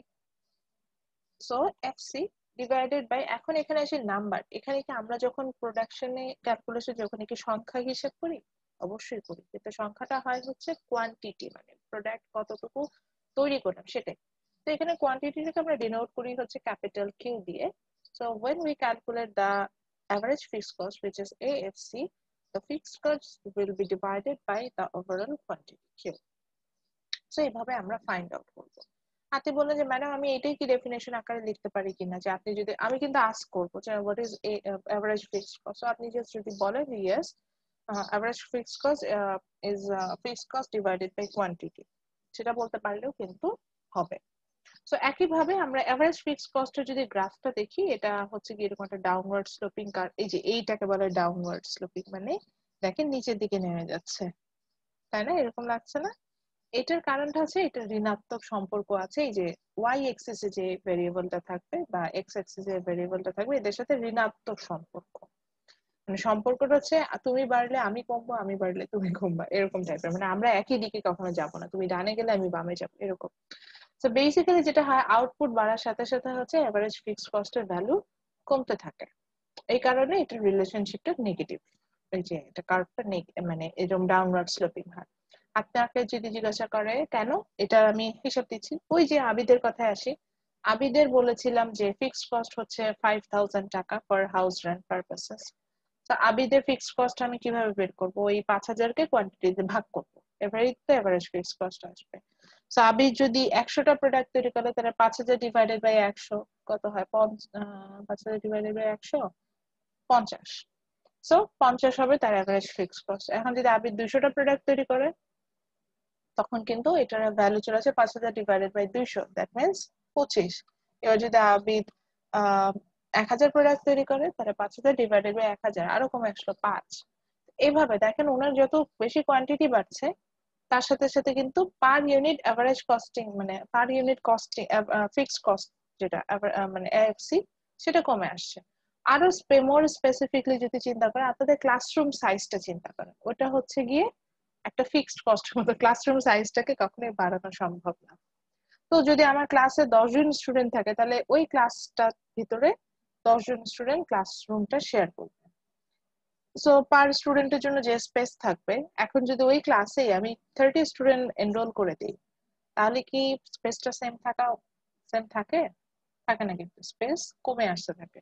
তো এইভাবেই যখন আমরা কস্টিং ও ক্যালকুলেশন করব, আমরা দেখবো যে পার ইউনিট যে কস্টিং, মানে এভারেজ যে ফিক্সড কস্ট যেটা পার ইউনিটের জন্য, যে এটা কিন্তু কোয়ান্টিটির সাথে সাথে হচ্ছে কি এটা কমতে থাকে। আচ্ছা, আসাদ হ্যান্ড রেজ করেছে। জি ম্যাডাম, একটা কোশ্চেন ছিল। আমরা যখন ম্যাডাম এভারেজ ফিক্সড কস্টটা বের করব, তখন আমাদের এফসি ডিভাইডেড কোয়ান্টিটি এটা হবে। জি ম্যাডাম, আমার তাহলে এফসিটা যতগুলো এফসি আছে ওটা প্লাস করে নিতে হবে না? না, এফসিটা না প্লাস করতে হবে না। এফসি হচ্ছে গিয়ে ফিক্সড, অর্থাৎ আপনি 0 অ্যামাউন্টের জন্য যে এফসি পাবেন, আপনি 100 অ্যামাউন্টস এর জন্য ম্যাডাম আমার কোশ্চেনে যদি রেন্ট থাকে, গ্যাস থাকে, এই দুটাকে তো প্লাস করে নিতে হবে ফিক্সড কস্ট বের করতে। না। আচ্ছা, আমি ম্যাথসে মানে আর দুইটা টার্ম বুঝে আমি ম্যাথসে চলে যাবো। সো আমি টেবিলটা একটু দেখাতে পারলে আপনাদের কাছে ইজি হবে, আমি দেখাবো। আপনার যেটা বলছেন ওটা হচ্ছে প্রাইস থাকলে, হ্যাঁ, সাধারণত রেভিনিউর ক্ষেত্রে আমরা এটা হিসেবে আসি, কিন্তু আমরা যখন কস্ট ক্যালকুলেশনে যাব, কস্টের সাথে প্রাইসের কোনো রিলেশন নাই। খরচ আপনার প্রোডাকশনে যে খরচ হচ্ছে সেটা হচ্ছে আমরা টোটাল কস্টিং এ আসছি, সেটার সাথে কি আপনার দামের কোনো মানে না খরচের সাথে দামের কিন্তু মিল না, ওটা রেভিনিউর সাথে আছে। আপনার কোশ্চেন ঠিক আছে, কিন্তু যখন আমরা টোটাল কস্ট হিসাব করতে যাব সেক্ষেত্রে আমরা প্রাইসের সাথে কিন্তু কোনো মিল নাই। আমার ফিক্সড কস্ট ভেরিয়েবল কস্ট ওটা আসতে হবে। হ্যাঁ আপনার কথা ঠিক আছে, ভেরিয়েবল কস্ট কোথা থেকে পাবো ওটা আমি আসবো। জি ম্যাডাম। ওকে, সো একই ভাবে তাহলে অ্যাভারেজ ভেরিয়েবল কস্ট যখন বের করতে যাব একই রকম ভাবে, তাহলে আমি যদি আমার কথা অনুযায়ী আসি, total term will be divided by quantity. So from the initial আমরা ফর্মুলাটা নিব হচ্ছে কি A B C, then the total term here is VC, that will be divided by the quantity. অর্থাৎ ভাইস চ্যান্সেলরকে কোয়ান্টিটি দিয়ে ভাগ দিলেই আমরা হচ্ছে ভেরিয়েবল কস্ট পেয়ে যাবো। ভিসি বলতে ভাইস চ্যান্সেলর বুঝি না আমরা। সো ভাইস চ্যান্সেলরকে কোয়ান্টিটি দিয়ে ভাগ দিলে আপনার হচ্ছে কি এভিসি পেয়ে যাবেন। সো আরো আসি এভিসিটা আসলে কি। এভিসিটা হচ্ছে average variable cost, that means per unit variable cost. ওই যে খরচটা আমার কোয়ান্টিটির সাথে চেঞ্জেস হচ্ছিল সেটাকে আমরা ভেরিয়েবল কস্ট বলেছিলাম। তাহলে ওটাকে যদি আমি কোয়ান্টিটি অর্থাৎ যতটুকু প্রোডাক্ট তৈরি করছি সেটা দিয়ে যদি ভাগ করি, তাহলে প্রত্যেকটা ইউনিটের জন্য যে আমার ভেরিয়েবল কস্টটা আছে সেটা ফাইন্ড আউট হবে। এবং যদি বলেন ম্যাডাম এটাও গ্রাফে যদি আমি প্রেজেন্ট করতে সেটা দেখতে কেমন হবে, এরকম একটা আপওয়ার্ড স্লোপিং উপরের দিকে যাচ্ছে এরকম একটা কার্ভের মতো দেখতে হবে। কেন আপওয়ার্ড স্লোপিং হবে স্যার? কারণ হচ্ছে এটা খুব কমন সেন্স, ভেরিয়েবল কস্ট এমনিই বাড়ে, মানে আমার যত কোয়ান্টিটি বাড়বে তত ভেরিয়েবল কস্ট বাড়বে। ওরা যত কোয়ান্টিটি বাড়বে তত বেশি লেবার নেব, তত বেশি র ম্যাটেরিয়ালস কিনবো, তত বেশি হচ্ছে গিয়ে প্রোডাক্ট পারচেজ করবো। তাহলে আমার ভেরিয়েবল কস্টই যদি হচ্ছে গিয়ে কোয়ান্টিটির সাথে বাড়তে থাকে তাহলে এভারেজটা আরো বাড়বে। যেমন একদম বাস্তব উদাহরণ দিই, যেমন ধরেন আমি যেহেতু ক্লাসরুম সাইজ নিয়ে বলেছিলাম, তাদের ভেরিয়েবল কস্ট কি হতে পারে, ইউটিলিটি বিল ইউনিভার্সিটি যেটা, সেটা আমার যত স্টুডেন্ট হবে তত বেশি কারেন্ট আমি ইউজ করব, তত বেশি আমি জেনারেটর ইউজ করব, তত বেশি আমি ইন্টারনেট ব্রাউজ করবো। সো আমার এগুলা হচ্ছে ইউটিলিটি বিলের মধ্যে পড়েছে, তো অত বেশি কি ভেরিয়েবল কস্ট বাড়বে না, তো তত পার ইউনিট কস্টিং বাড়বে। তো এটাই বোঝাতে চাচ্ছিলাম। So this is the formula to calculate the AFC and AVC. এখান থেকে আমরা পাবো। ওকে, নেক্সট আমাদের যে টার্মটা বুঝতে হবে তাহলে টোটাল অ্যাভারেজ টোটাল কস্ট। আচ্ছা, এটিসি এখানে লেখা আছে, অনেক ক্ষেত্রে আমরা এটাকে এটিসি না লিখে এসিও লিখে থাকি, অ্যাভারেজ কস্টও লিখে থাকি, সেম থিং। তো একইভাবে তাহলে অ্যাভারেজ টোটাল কস্টটা যখন আমরা বের করতে যাব, that will be calculated from the total term divided by quantity. So এখানে যখন যেহেতু অ্যাভারেজ কস্ট বের করছি বা অ্যাভারেজ টোটাল কস্ট বের করছি, সো টোটাল কস্টকে আমি কোয়ান্টিটি দিয়ে ভাগ করে দিব। এখন এখানে একটা কোশ্চেন আসে, এটা আপনাদের মতো একজন আমাকে জিজ্ঞাসা করেছিল, সেখান থেকে অ্যান্সার দিচ্ছি। সেটা হচ্ছে তার প্রশ্ন ছিল এরকম যে total cost means madam the sum of fixed cost plus variable cost, তাই না? তাহলে টোটাল কস্টের এভারেজ হচ্ছে কি এটিসি না বা এসি? তাহলে এটা কি এমন হওয়া উচিত না যে আমি যদি ফিক্সড কস্টের সাম নেই, দ্যাট ইজ এভারেজটা নেই এএফসি, এবং ভেরিয়েবল কস্টের যে এভারেজটা আছে দ্যাট ইজ এভিসি, এই দুটোকে যদি নেই, এই দুটোকে সাম করলেই তো এটিসি বা এসিটাকে আমার পাওয়া উচিত। ইয়া আপনার যে আন্ডারস্ট্যান্ডিং যেটা বলছেন দ্যাট ইজ রাইট। আমি এসি বা এটিসি যেটাই বলি না কেন এটাকে দুটো ভাগে বের করতে পারি। একটা হচ্ছে কি টোটাল কস্টকে কোয়ান্টিটি দিয়ে ডিভাইডেড করে সেখান থেকেও যেমন ফাইন্ড আউট করতে পারবো, তেমনি যদি আমার এভারেজ ফিক্সড কস্ট এবং এভারেজ ভেরিয়েবল কস্ট দেওয়া থাকে সেখান থেকেও কিন্তু আমরা এই বিষয়টা বের করে দিতে পারবো। ওকে, দা লাস্ট টার্ম আমরা যেটা পড়বো, যে আমাকে একটু আগে জিজ্ঞাসা করছেন যে ম্যাডাম আমি লাস্ট ক্লাসটা বুঝিনি, যে এখন মার্জিনাল কস্টটা যদি বুঝে যান তাহলে কিন্তু মার্জিনাল রেভিনিউটাও বুঝে যাবেন এবং ওখানে ক্যালকুলেশনটাও বুঝবেন, এটা খুব ডিফিকাল্ট কিছু না। তো আমরা একই কথায় আসি, মার্জিনাল বললে আমরা সবসময় বুঝবো কি per unit, increase in per unit, এরকম একটা বিষয় আসবে, মানে একদম মার্জিনাল লেভেলে কি হবে, মানে একদম লাইন বরাবর। আর এখানে টোটাল টার্মটা দেখাচ্ছে কস্ট, তাহলে মার্জিনাল কস্ট কি হবে, increase in total cost for A change in quantity, for a unit change in quantity, for a unit change in production, for a unit change in output, যাই বলেন না কেন, ঠিক কিনা? আমার কথা অনুযায়ী ঠিক আছে আমি যা কথা বলেছি? যদি আবার আসি তাহলে মার্জিনাল রেভিনিউটা ম্যাডাম কি ছিল? একই কথা, marginal revenue means the change in total revenue, ওখানে টোটাল টার্মটা হচ্ছে revenue, change in total revenue for a unit change in quantity. That's it. So এখানে আমার ডেফিনেশন কি বলছে দেখেন, marginal cost means the increase in total cost that rises from the extra unit of production. Same thing. আচ্ছা, ফর্মুলাটা কি হবে? ফর্মুলাটা তাহলে আমরা জানি যে এখানে একটা টার্ম আসে which is ডেল্টা। এটার কথা কি আমি বলেছি না যে ডেল্টা চেঞ্জ, এটার বলতে আমরা, এটা একটা গ্রিক লেটার, এটার নাম হচ্ছে ডেল্টা। এটা অনেক ক্ষেত্রে সিগমা দিয়েও দেখায়, তো একই কথা। তো ডেল্টা এটার মিনস হচ্ছে চেঞ্জেস মিনস হচ্ছে নিউ মাইনাস ওল্ড, যাই থাকুক না কেন নতুনটা থেকে আমি পুরাতনটা মাইনাস করবো। নতুনটার ভ্যালু যদি পুরাতনটা থেকে ছোট হয় তাও মাইনাস করবো, এটাই হচ্ছে বিষয়। তো যখন আমি মার্জিনাল কস্ট ক্যালকুলেশন করব, তো change in total cost will be divided by change in quantity. এটা হচ্ছে এখানে আমার এই যে ডেল্টা সাইনটা লেখা অসুবিধা বলে আমি সাধারণত এটা অ্যাভয়েড করি। সো জাস্ট আমি একটু বুঝিয়ে বলছি। তো এখানে আমরা যে মার্জিনাল কস্ট যখন ক্যালকুলেশন করব তখন আমরা যেটা নেব যে চেঞ্জ ইন টোটাল কস্ট, আমি এটা ইনিশিয়াল নিলাম, change in total cost will be divided by change in quantity.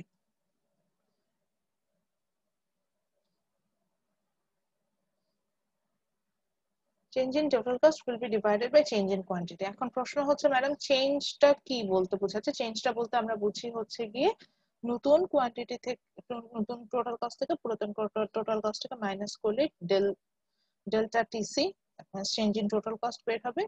ঠিক একইভাবে নতুন কোয়ান্টিটি থেকে পুরাতন কোয়ান্টিটিটাকে মাইনাস করলে ডেল্টা কিউটাও বের হয়ে আসবে। তার প্রশ্ন হলো যে ম্যাডাম এখানে নতুন কোয়ান্টিটি পুরাতন কোয়ান্টিটি কোথায় পাবো? সব দিয়ে দিব, সব ইনফরমেশন দেওয়া থাকবে, সেখান থেকে হচ্ছে কি আমরা এখানে ক্যালকুলেশন করতে পারবো। সো আমরা আবার একটু রিপিটে আসি, যেহেতু ম্যাথসে চলে যাব।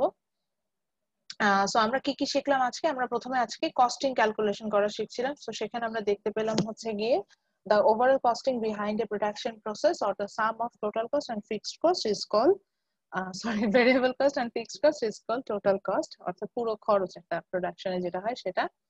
দেন আমরা পেলাম হচ্ছে fixed cost. Fixed cost means the cost which do not vary over the quantity, that means it's fixed, সেটা হচ্ছে fixed cost. Then we have find out variable cost which do vary over the quantity. Then we have find out some average term which is average fixed cost, average variable cost, and average total cost or average cost. So though they are like, the total term will be divided by the quantity. So when we talk about like ABC, average variable cost, which means variable cost will be divided by quantity, or when we talk about the ATC, average total cost, so there the total cost will be divided by quantity. এভাবে আমরা average গুলো বের করে নিয়ে আসি। And finally the marginal term, marginal means the changes in total term. So here the total term is cost. So marginal cost means changes in total cost for a unit change in production or unit change in quantity. So then the formula for marginal cost, from the initial we have find out MC. MC is equal to del TC divided by del Q.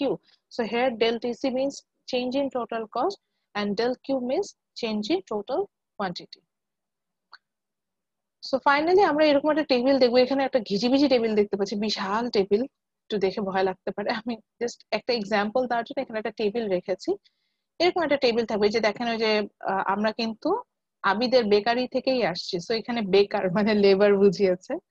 তো এটা কতগুলো labour নিচ্ছে সেটার আছে, কতগুলো cake Abid make করেছে সেটা। So দেখেন এখানে একটা টেবিলে কিন্তু আমি কোয়ান্টিটিও মেনশন করেছি, এটা অ্যাকচুয়ালি প্রাইস হিসেবে এখানে আসে, কোয়ান্টিটি মেনশন করেছি, রেভিনিউ বের করেছি, মার্জিনাল রেভিনিউ বের করেছি, ফিক্সড কস্ট দেওয়া ছিল, ভেরিয়েবল কস্ট দেওয়া ছিল, টোটাল কস্ট বের করে নিয়েছি, এভারেজ টোটাল কস্ট বের করেছি, মার্জিনাল কস্ট। সো এরকম টেবিল দেওয়া থাকলে, বেসিক কিছু ইনফরমেশন দেওয়া থাকলে কিন্তু বাকি ইনফরমেশন গুলো বের করা যাবে। যেমন এফসির কথা আসি, যেহেতু আমাকে একজন প্রশ্ন করলেন যে আসাদ মেবি, এফসিটা ম্যাডাম কিভাবে ক্যালকুলেশন, এটা কি সবগুলো সাম করবো? না স্যার, খেয়াল করে দেখেন যখন আমার একজন লেবার ছিল তখনই এফসি ছিল 200, 330 লেবার যখন তখনও কিন্তু আমার ফিক্সড কস্ট এটা 200ই আছে। তো আমরা যেটা ফাইন্ড আউট, মানে আমরা যেটা আসলে খুঁজে পাবো, দেখা যাবে যে আমার একবার যদি কোনো কারণে ফিক্সড কস্ট দেওয়া থাকে, তার মানে আমি বুঝে যাব যে বাকিগুলোর ক্ষেত্রে সেম ফিক্সড কস্ট থাকবে, এটা চেঞ্জও হবে না, এটা আমার সামও করা দরকার হবে না। পরবর্তীতে সাধারণত ভেরিয়েবল কস্টের ইনফরমেশন দিয়ে দেয়, তো সেখান থেকে আমরা টোটাল কস্টটা বের করি, এইভাবে আসবে। আচ্ছা, এই টার্মটা আমরা পড়ি না, এটা আপনাদের জন্য না। why does the total cost curve মানে average total cost curve is U-shape, এটা জাস্ট এটা অন্যদের জন্য। তো আমরা এতটুকু পর্যন্ত থাকবো। এবার আমরা কস্ট ক্যালকুলেশনে চলে যাবো, যেটা কিভাবে করব। এখন এটার জন্য না, আমি এটা ক্লোজ করে দিয়েছি, আমি একটা ওয়ার্ড ফাইল শেয়ার করব আপনাদের সাথে। Okay, so my network was unstable, এই কারণে হচ্ছে কি আমি একটু বের হয়ে গিয়েছিলাম। আমার যদি কোনো কারণে আনস্টেবল নেটওয়ার্কের কারণে আমাকে যদি বের করে দেয় একটু বলে দিই, সেক্ষেত্রে ওয়ারিড হওয়ার কিছু নেই, সেম লিংকে আবার জয়েন করবেন। আমি যখন কানেক্টেড হবো সেম লিংকে জয়েন করে আসবেন, আমরা চলে আসবো, পেয়ে যাবো। ওকে, সো যেটাতে ছিলাম সেটা হচ্ছে যে এখন আমরা হচ্ছে, আমার কথাকে একদম শুনতে পাচ্ছেন না?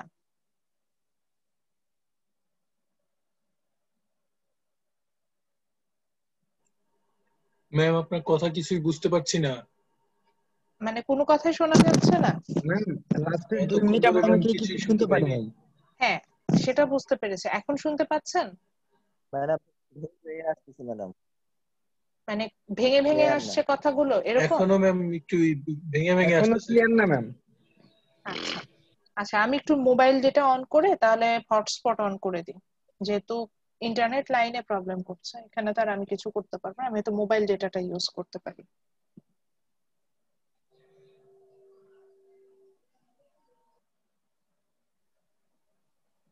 ওকে, এখন কি ক্লিয়ার আছে ভয়েস? বোঝা যাচ্ছে মোটামুটি? জি ম্যাডাম, এখন মোটামুটি ক্লিয়ার। আচ্ছা, যদি দেখেন যে ওই যে চ্যাট বক্সে এরকম লিখবেন তাহলে আমি বুঝতে পারবো যে আমার ভয়েসটা ক্লিয়ার শুনতে পাচ্ছেন। সো আমরা, ম্যাডাম এখন বুঝতে পারছি। হ্যাঁ ঠিক আছে। সো আমরা এখানে এরকম একটা টেবিল দিব, আমি সাধারণত কস্ট অফ প্রোডাকশনের জন্য এরকম একটা টেবিল দিয়ে দিই, এরকম একটা টেবিল দিতে পারি cost madam calculation. Again problem. এটা একটু কনসিডার করেন, কারণ আমি মোবাইল ডেটাও অন করেছি, দুইটা ডেটা দিয়ে কাজ করছে। এখন তারপরেও যদি আমার ভয়েস না শোনা যায় তাহলে আর আমি কিছু করতে পারবো না, ক্লাস তো কন্টিনিউ করতে হবে। তো আমরা এরকম হচ্ছে গিয়ে একটা টেবিল দিব, আমি একটু দেখছি। তো আমরা এরকম একটা টেবিল থাকবে আমাদের, যে টেবিলে আমি ওভারঅল কিন্তু ইনফরমেশন গুলো দিয়ে দিব। ওভারঅল ইনফরমেশন বলতে এখানে আমরা অনেকগুলো ক্যালকুলেশন করেছি বলে এগুলো আমার অলরেডি লেখা, আমি এগুলো একটু ইরেজ করে দিই।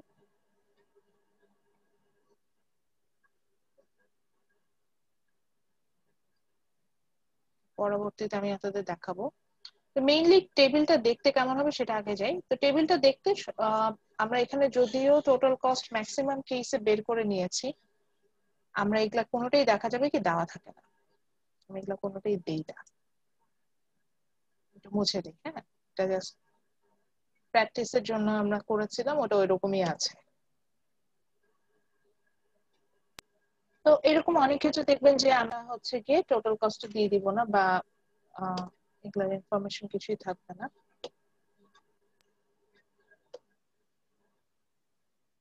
এবং টেবিলের উপরে দেখেন আমরা কিন্তু ইয়েগুলো লিখেছি, মানে ফর্মুলা গুলো লিখেছি। এই ফর্মুলা গুলো নর্মালি আমি দেই না, আমার টেবিলটা শুধু থাকবে ভ্যারিয়েবল কস্ট লেখা বা ফিক্সড কস্ট লেখা। আমি স্টুডেন্টদেরকে সাজেস্ট করি আপনার হচ্ছে গিয়ে যে যখনই টার্ম গুলো লিখবেন এটার সাথে সাথে যাতে ফর্মুলাটা লিখে নেয়।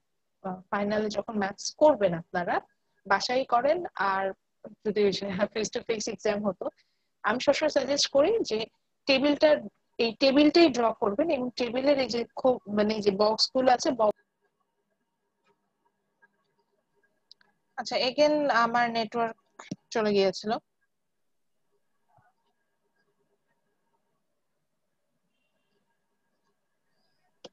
ম্যাম আমরা কিছু শুনতে পাচ্ছি না আপনার কথা। হ্যাঁ, আমার নেটওয়ার্ক আবারও চলে গিয়েছিল, নেটওয়ার্ক ওয়াজ গন। এটা হচ্ছে জি ম্যাডাম, আমরা তারপর আর কিছু বুঝতে পারি নাই, প্রথমের পরে আর কিছু বুঝতে পারি নাই। ম্যাডাম ওই টেবিল থেকে আবার শুরু করেন ম্যাডাম, টেবিল থেকে। জি, আমি সেটাই শুরু করছি, সেটাতেই যাচ্ছি। আমি এটা বুঝতে পারছি, শোনা যাচ্ছে না। এবং এই টাইমে যাদের ক্লাস আছে আমি এটা আস্ক করলাম বাকিদের, তাদেরও একই অবস্থা। মানে অন্যান্য যাদের ক্লাস হচ্ছে, এটা হচ্ছে জুম লিংকে, আমি মর্নিং এ ক্লাস নিতে আমি জানি মর্নিং এ ক্লাসগুলোতে এই ঝামেলাগুলো খুব বেশি হয়।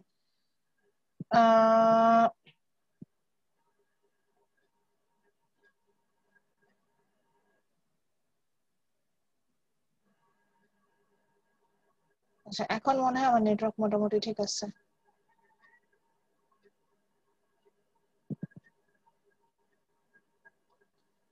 সো যেটাতে ছিলাম, তো আমার এরকম না টেবিলটা দেওয়া থাকবে, কিন্তু টেবিলে হচ্ছে কি দেখেন নিচে ফর্মুলা গুলো আমি লিখেছি, এই ফর্মুলা গুলো আমি কিন্তু কখনোই দিয়ে দিব না টেবিলে। ফাইনাল যে টেবিলটা আপনারা পাবেন সেখানে এই ফর্মুলা কখনোই থাকবে না। আমি স্টুডেন্টদেরকে সাজেস্ট করি যখন সলিউশনে যাবেন এভাবে হচ্ছে কি ফর্মুলা গুলো লিখে নেবেন, সো দ্যাট আপনার কিন্তু ম্যাথস করতে ইজি হবে। তো যখন ম্যাথসটা করতে যাবেন আপনার জন্য কিন্তু এটা কিন্তু ইজি হবে এবং আপনি খুব ইজিলি আপনার অ্যান্সার গুলো ফাইন্ড আউট করতে পারবেন। তো এভাবে আসি, তো দেখা যাবে কি যে আমি নরমালি যদি কস্ট মানে শুধু কস্ট ক্যালকুলেশন দিই, রেভিনিউ যদি না দিই, আবারও বলে দিচ্ছি রেভিনিউ ক্যালকুলেশন বা মার্জিনাল রেভিনিউ ক্যালকুলেশন না দিয়ে যদি শুধুমাত্র কস্ট ক্যালকুলেশন দিই, সেক্ষেত্রে আমি কোয়ান্টিটি মেনশন করবো, প্রাইস না, কারণ প্রাইসটা আমার কস্ট ক্যালকুলেশনের সময় ইম্পর্টেন্ট না। সো আমি কিন্তু এখানে আমার ভয়েস কেটে গেলেও আমি এখন কিছু করতে পারছি না, বিকজ আমার নেটওয়ার্ক আমি দুটো অন করেছে, হটস্পটও অন করা, আমার ইভেন মানে মোবাইল ডেটা দিয়েও কাজ করছে না।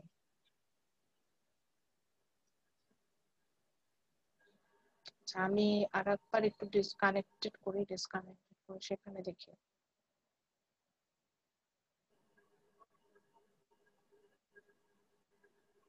ইজ ইট ওকে নাও? না ম্যাম, পুরো ক্লিয়ার শোনা যাচ্ছে না এখনো শোনা যাচ্ছে না? ম্যাডাম কিছুই বুঝতে পারলাম না টেবিল সম্পর্কে।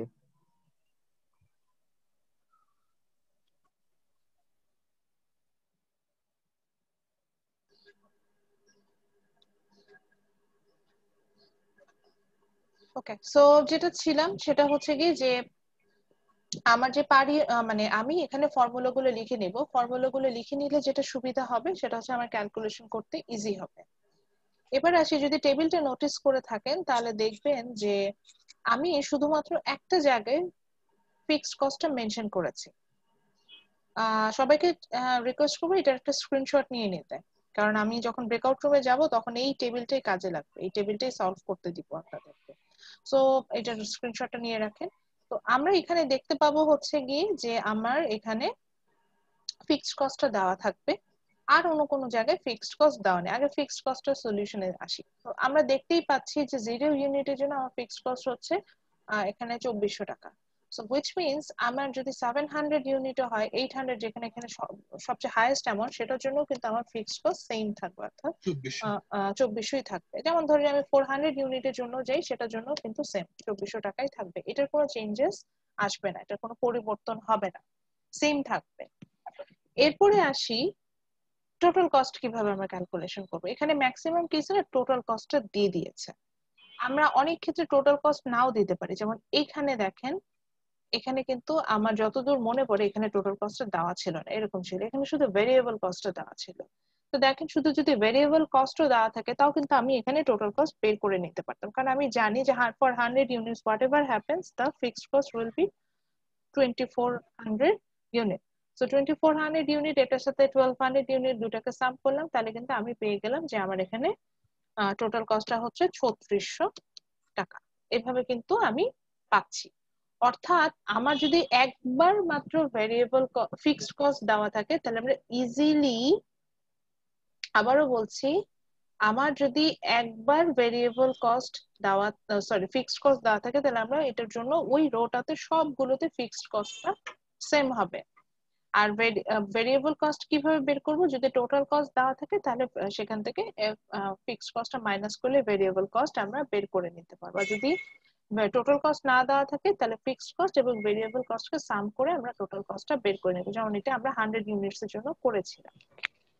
মানে ফিক্সড কস্ট কি সব ইউনিটের জন্য কি সমান থাকবে? হ্যাঁ, ফিক্সড কস্ট সব ইউনিটের জন্য সেম থাকবে। জিরোর জন্য যেমন একটা ফিক্সড কস্ট থাকবে, তেমনি same unit of fixed cost আমার হচ্ছে অ্যামাউন্ট অফ ফিক্সড কস্ট আমার যত ইউনিট প্রোডাক্ট সবচেয়ে হাইয়েস্ট অ্যামাউন্টও যদি হয় সেটার জন্য থাকবে। এবার আসি দেখেন যখন আমরা 0 ইউনিট প্রোডাকশনে যাচ্ছি আমি ভেরিয়েবল কস্টটাকে কিন্তু 0 ধরে নিয়েছি।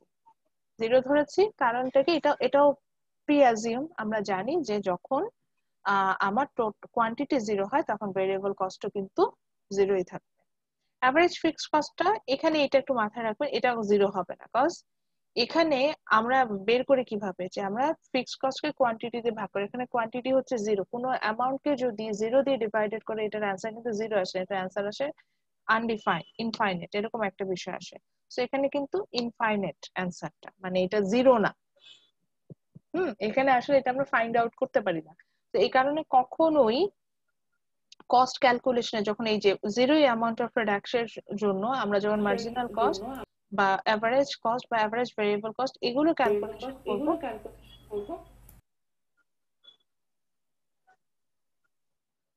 সেটা হচ্ছে গিয়ে আপনার আমরা এরকম এখানে 0 দিব না, এটা জাস্ট স্কিপ করে দেবো। স্কিপ করার জন্য এই যে আমরা একটা হাইফেন সাইন দিয়ে দেবো, বা আপনি ক্রস সাইনও দিতে পারেন। এখানে কখনোই 0 লিখবেন, এখানে 0 লিখলে মানে কি বলতে ভুল মানে আপনার মার্কস কাটা যাবে, এরকম আসবে। আচ্ছা, তাহলে এবার আসি একটা এভারেজ বের করি। যেমন আমি 100 ইউনিটস এর জন্য এভারেজটা বের করতে যাচ্ছি। সো 100 ইউনিটস এর জন্য সাপোজ আমি এভারেজ ফিক্সড কস্ট বের করতে যাচ্ছি।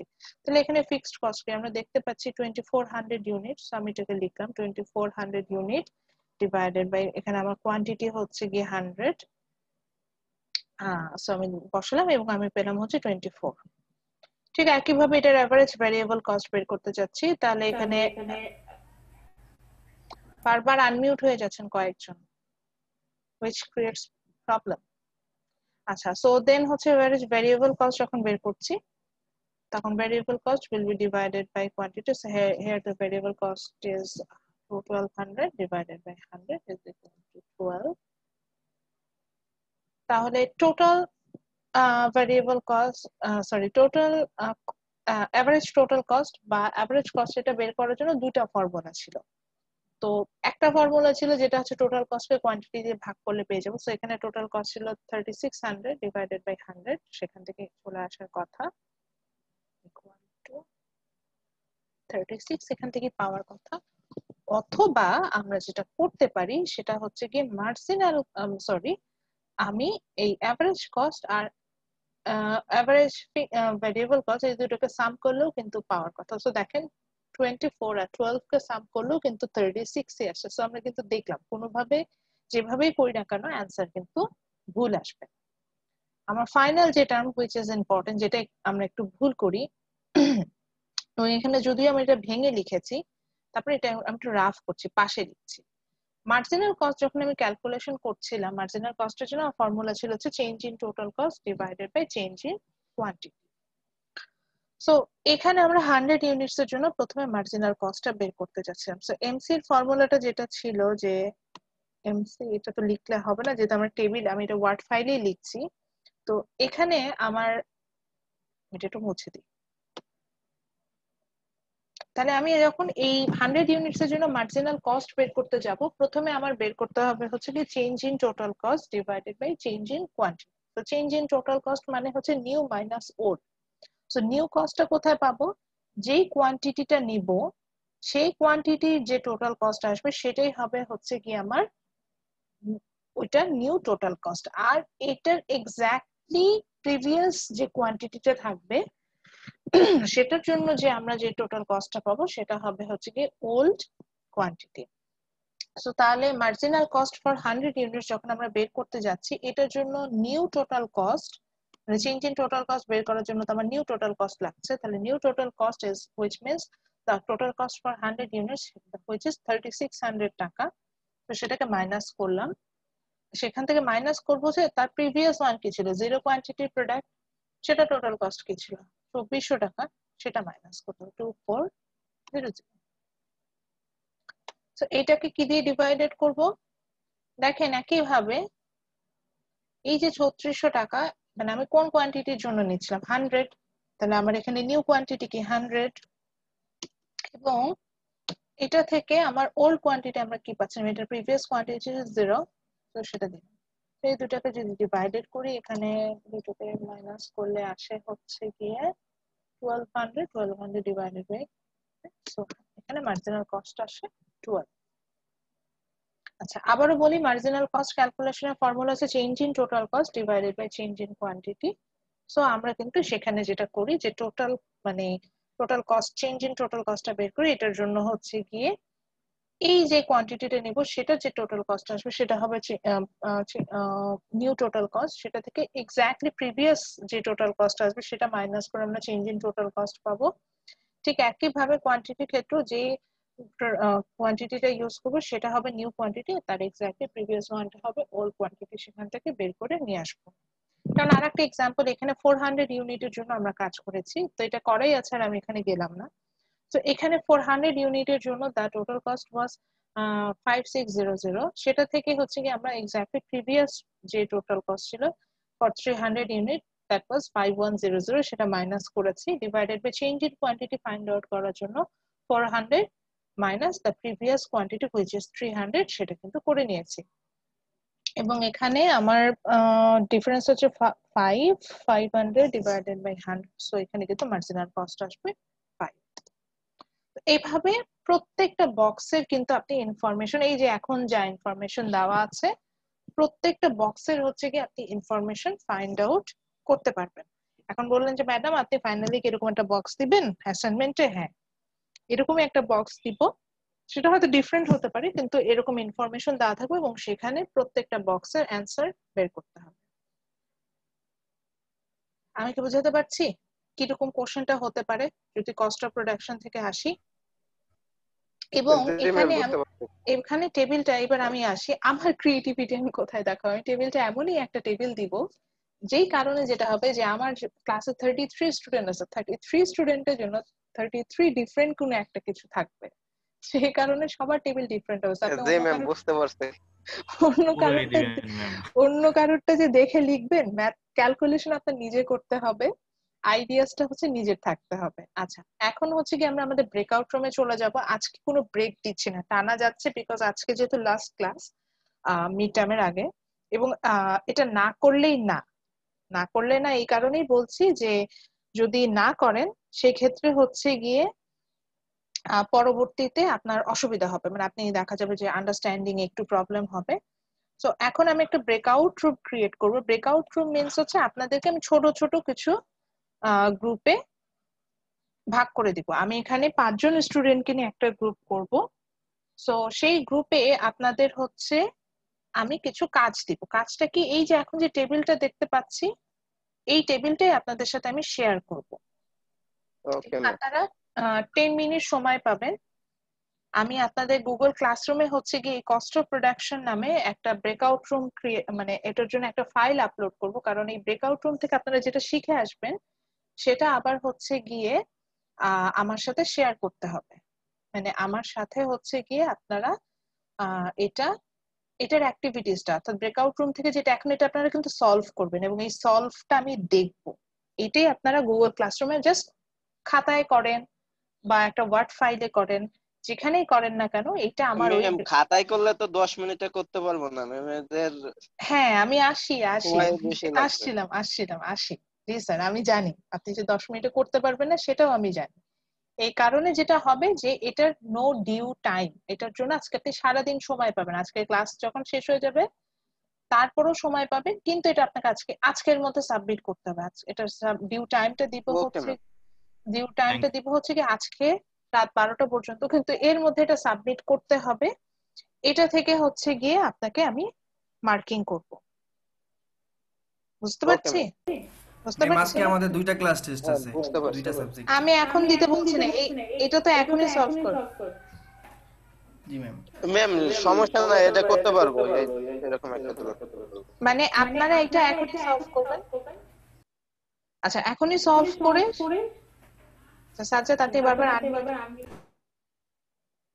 সো এখনই এটা সলভ করবেন, এখনই সলভ করে চাইলে এখনই আপলোড করে ফেলতে পারেন। আর যদি না করতে পারেন, হ্যাঁ ম্যাডাম আমি এখন পারলাম না, তাহলে আজকে রাত 12টা পর্যন্ত সময় আছে, কিন্তু এটা আজকের মধ্যে সাবমিট করতে হবে। কারণ এটা শুধু আজকে না, এরকম আমি বেশ কয়েকটা ক্লাসে আপনাদের ব্রেকআউট রুম অ্যাক্টিভিটিস দিব যেখানে কিনা আপনাকে কাজ করতে হবে এবং সেটার উপরে আপনার একটা মার্কিং আছে। এই মার্কিংটা 10 মার্কসের একটা কাজ আছে। আমি এটা বারবারই বলছিলাম যে আমরা ম্যাথস ম্যাডাম এটা কি গ্রুপ ওয়াইজ সাবমিট করবে নাকি পার্সোনালি? এটা আচ্ছা আমি আসছি, বুঝাচ্ছি, কথা তো বলতে শেষ করতে পারি না। আচ্ছা, তো অলরেডি কিন্তু আপনাদের গুগল ক্লাসরুম এটা অ্যাসাইন করা আছে। দেখেন ব্রেকআউট রুম অ্যাক্টিভিটিস হিসেবে কস্ট অফ প্রোডাকশন এটা আমি অ্যাসাইন করেছি। এটা হচ্ছে গ্রুপ অ্যাক্টিভিটিস। মেইনলি আমি দেখবো হচ্ছে গিয়ে আপনি একটা গ্রুপে বসে কিভাবে কাজ করাটা শিখছেন, একটা গ্রুপে বসে কিভাবে হচ্ছে গিয়ে আপনি গ্রুপ থেকে সবার সাথে ডিসকাশন করে এই টার্মটা সলভ করে আসবেন। এবার আসি, আমি যে ব্রেকআউট রুম আমি এখন ক্রিয়েট করছি অলরেডি, সাপোজ আমার ব্রেকআউট রুম 1-এ 5 জন মেম্বার আছে। এই 5 জন মেম্বারকে আমি হচ্ছে গিয়ে সেম মার্কস দিব, যেই 5 জনই থাকুক না কেন। অর্থাৎ আমি দেখবো ওই 5 জন আমার হচ্ছে গিয়ে তার, যেমন আমি বলে দিই, যেমন ব্রেকআউট রুম 1-এ আছে হচ্ছে আনামুল, জাহাঙ্গীর, মারিশা, সাজ্জাদ এন্ড উত্তম। সো এই 5 জন সেম মার্কস পাবে। এখন দেখা গেল যে আনামুল খুব প্রোঅ্যাক্টিভলি কাজ করে আমাকে সাবমিট করে দিয়েছে, কিন্তু জাহাঙ্গীর বা মারিশা কাজ করে নাই, এটার জন্য ওর গ্রুপের কিন্তু মার্কস কমে আসবে, বা ওরা সাবমিট করেছে ভুল করেছে। মানে বুঝতে পেরেছেন? মানে আপনি গ্রুপে এখন এই ব্রেকআউট রুমে বসে কি কাজ করলেন, ওখান থেকে কতটুকু শিখলেন, ওখান থেকে আউটপুটটাই তো আপনার হচ্ছে ওই যে খাতায় আপনি করেন, ওয়ার্ড ফাইলে করেন, অ্যান্সারটা তো আপনি বের করবেন। ওই অ্যান্সারটা হলো কিনা এই এক গ্রুপে সবাই সেম মার্কস পাবে। সো আনামুল যদি 7 পায়, মারিশাও 7 পাবে, বা সাজ্জাদও 7 পাবে, বা জাহাঙ্গীরও 7 পাবে। যদি সবাই ভুল করে সবাই 0 পাবে, সবাই ভালো করলে সবাই ভালো করবে। এইবার বুঝতে পেরেছেন? এখন বললেন যে ম্যাডাম দেখবেন কিভাবে, ওইটা তো ওই যে আনামুলও আলাদা সাবমিট করে ফেলবে বা মারিশাও আলাদা হচ্ছে গিয়ে গুগল ক্লাসরুমে সাবমিট করে, আর আমার কাছে ডকুমেন্ট থাকবে যে কোন ব্রেকআউট রুমে কে কে ছিল, আমি দেখতে পাবো। আমি জাস্ট একটা জিনিস রিকোয়েস্ট করবো, যখন সাবমিট করবেন যে অ্যাড এ পার্সোনাল কমেন্ট, টিচারকে একটা কমেন্ট করে পাঠানো যায় না, প্রাইভেট কমেন্ট, ওই প্রাইভেট কমেন্টে আপনি আপনার ব্রেকআউট রুমটা মেনশন করবেন, ব্রেকআউট রুম 1, 2 অর 3। সো আমি অলরেডি ব্রেকআউট রুম ওপেন করে দিচ্ছি। আপনারা টাইম পাবেন হচ্ছেন গিয়ে 12 মিনিট, 12 মিনিট সময় পাবেন, এবং আপনাদের লাস্ট 30 সেকেন্ড আগে হচ্ছে গিয়ে কাউন্টডাউন শুরু হবে, জানাই দিবে যে 30 সেকেন্ডের মধ্যে ব্রেকআউট রুম ক্লোজ হয়ে যাবে। এখন সবাই ব্রেকআউট, আপনাদের কাছে একটা অপশন আসবে জয়েন এ ব্রেকআউট রুম। সো আপনারা ব্রেকআউট রুমে জয়েন করেন, এবং হচ্ছে গিয়ে ব্রেকআউট রুমে গিয়ে আপনাদের গুগল ক্লাসরুমে অলরেডি এই কোশ্চেনটা মানে এই ফাইলটা আমি আপলোড করেছি, ওখান থেকে দেখে এটা সলভ করার চেষ্টা করেন, এবং ব্রেকআউট রুমে একজন আরেকজনের সাথে ডিসকাস করে অ্যাপ্রোপ্রিয়েট অ্যান্সারটা বের করবেন, এবং যে অ্যান্সারটা ফাইল হোক পিডিএফ হোক দাদা ওই যে আরো এই দিকটা সাবমিট করলেই হবে। ঠিক আছে, ওকে। ফুল চামড়াটা এইটা তো খাওয়া যায় না আসলে, এই যে এই চামড়াটা আছে এটা পুরোটাই। সবাই হচ্ছে ব্রেকআউট রুমে জয়েন করেন, ব্রেকআউট রুম অপশন অলরেডি চলে আসছে, যদি না করেন তাহলে কিন্তু ব্রেকআউট রুমে জয়েন করতে পারবেন না। তো ব্রেকআউট রুম অপশন চলে আসছে, আপনাদের সবাইকে রিকোয়েস্ট করব যে ব্রেকআউট রুমে জয়েন করে যান।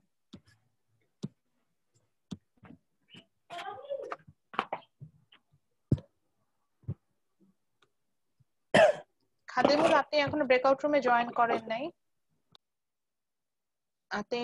খাদেমুল, তারপরে হচ্ছে ইভা, অনেকে আছেন যারা ব্রেকআউট রুমে জয়েন করছেন না। যারা জয়েন করছেন না এটা আমি বুঝে যাবো যে এরা হচ্ছে ক্লাসে জয়েন করে ঘুমিয়ে গেছে, এই কারণে ব্রেকআউট রুমও দেখে নাই। আপনাদের রিকোয়েস্ট করছি, আপনাদের কাছে অলরেডি রিকোয়েস্ট গিয়েছে, নিজ নিজ ব্রেকআউট রুমে জয়েন করেন।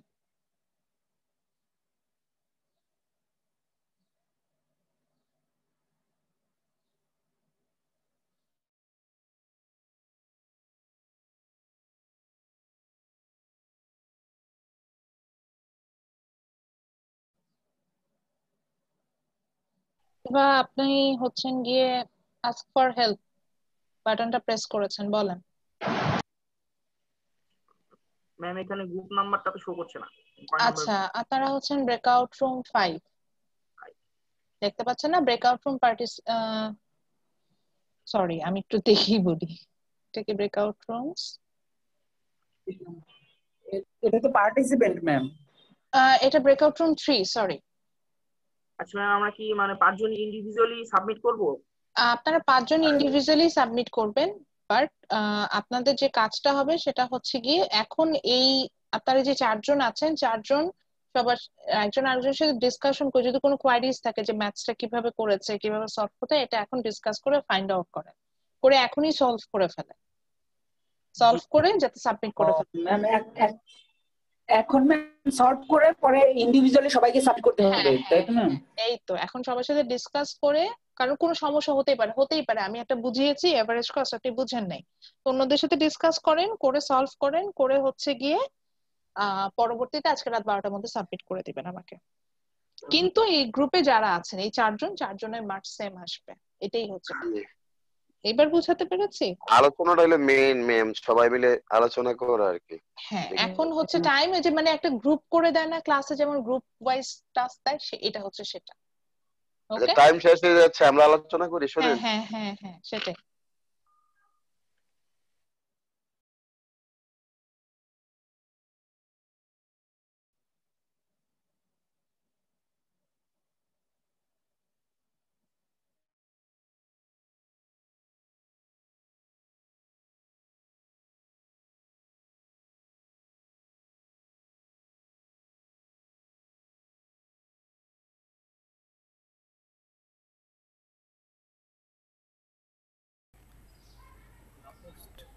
আচ্ছা, আপনাদের কোনো প্রবলেম আছে বুঝতে? বুঝছি, কিন্তু এখন এটা মানে ক্যালকুলেশন করতেছি। অফিসে না, এই যে কথা তো শোনাই যাচ্ছে না, নেটে এত ঝামেলা করতেছে বাড়িতে আসতে। ঠিক আছে।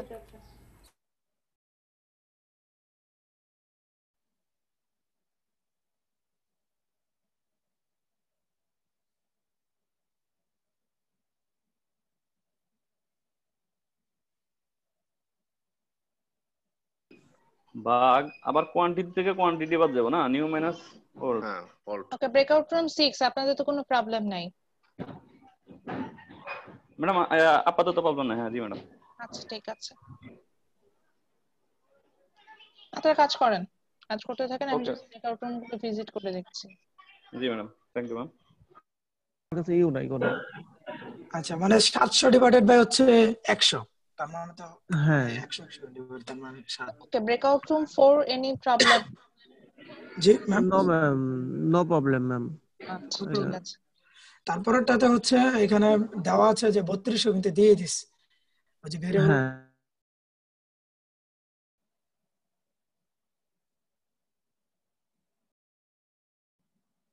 সো অলরেডি আপনাদের ব্রেকআউট রুম ক্লোজ, সো এই জন্য আপনাদের যেটা হচ্ছে যে আপনারা মেইন রুমে আবার জয়েন করে আসছেন।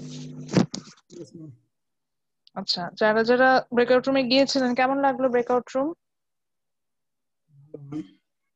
আগে কি কখনো ব্রেকআউট রুম অ্যাক্টিভিটিস প্র্যাকটিস করেছেন? হ্যাঁ হ্যাঁ, এর আগে ক্লাস করেছি ম্যাম। মজা না, মানে মজা বলতে বুঝেছি ব্রেকআউট রুম আমার কাছে ভালো লাগে, বিকজ নিজেদের মধ্যে একটু কথা বলার সুযোগ থাকে স্টুডেন্টদের, এন্ড হচ্ছে যেটাকে বলা যায় যে পার্সোনাল ওপিনিয়ন গুলো শেয়ার করার অপশন থাকে। অনেক ক্ষেত্রে দেখা যায় যে টিচারের আন্ডারস্ট্যান্ডিং, টিচার বোঝাচ্ছে সেক্ষেত্রে থেকেও স্টুডেন্টদের অনেক সময় বুঝতে অসুবিধা হয়, নিজেরা কথা বলে কিন্তু অনেক সময় প্রবলেম গুলো সলভ করা যায়। আমাদের আসলে এনকারেজ করে যখন ক্লাস আমাদের বলে, আমাদের তখন অ্যাক্টিভিটিস এর সময় সবসময় খুব এনকারেজ করে যে যাতে আমরা একটু প্রত্যেকটা ক্লাসে ব্রেকআউট রুম দিই। আসলে প্রত্যেকটা ক্লাসে তো আসলে ব্রেকআউট রুম দিলে সম্ভব না, এটা ম্যানেজমেন্টের একটা বিষয় থাকে, এই কারণে হয়তো হয় না। বাট আমি ওই যে বললাম যে আমার বেশ কিছু কোর্সে মানে বেশ কিছু টপিকে থাকে যেটা ম্যাথমেটিক্যাল টার্ম থাকে, সেখানে হচ্ছে গিয়ে ব্রেকআউট রুম দিই। ওকে, ওভারঅল আমি একটু ক্রস চেক করে দেখি কাকে জিজ্ঞাসা করব। সাহারা, আপনি বলেন, কোনো কোয়ারিজ আছে ব্রেকআউট রুম নিয়ে? না ম্যাম। আচ্ছা, এখন কাজটা কি হবে সেটা বলে দিই। ব্রেকআউট রুমে তো আপনারা নিশ্চয়ই আলোচনা করেছেন অবশ্যই যে নিজের যে কিভাবে ম্যাথটা সলভ করা যাবে, অ্যানসার কিভাবে আসবে, বা কোনো প্রবলেম থাকলে এটা আলোচনা করেছেন।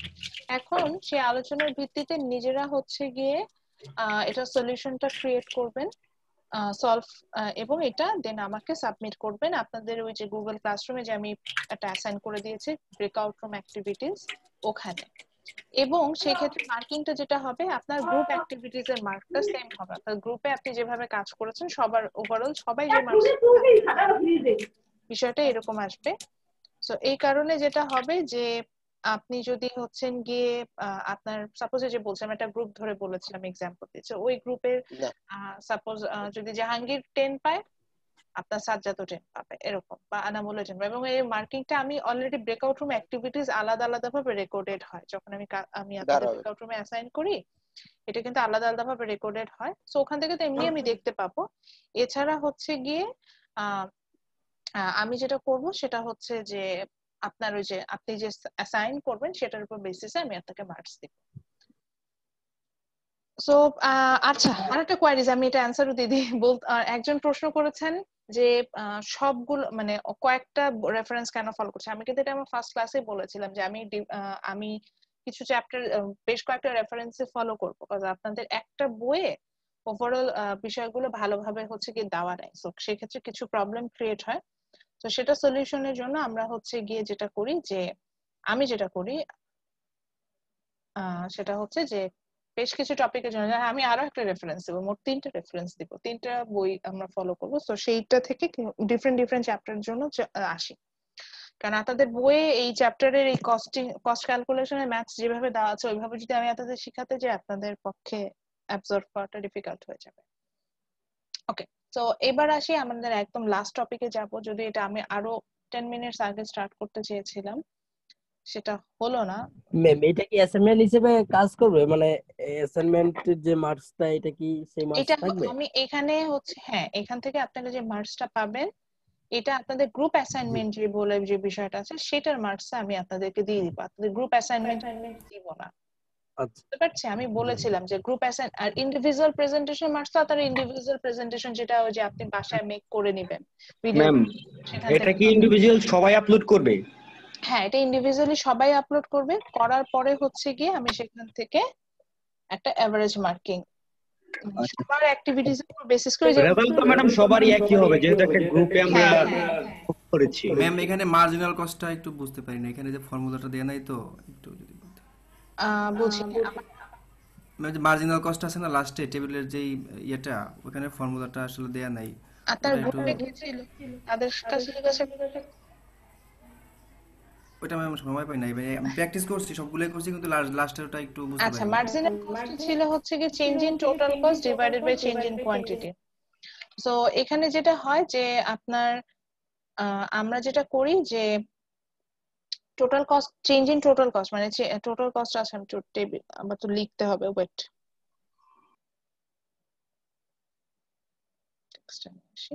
সো এখানে আমরা যেভাবে বের করি সেটা হচ্ছে কি যখন আমরা এমসি ফাইন্ড আউট করতে যাচ্ছি তখন আমরা যেটা করি যে চেঞ্জ ইন টোটাল কস্ট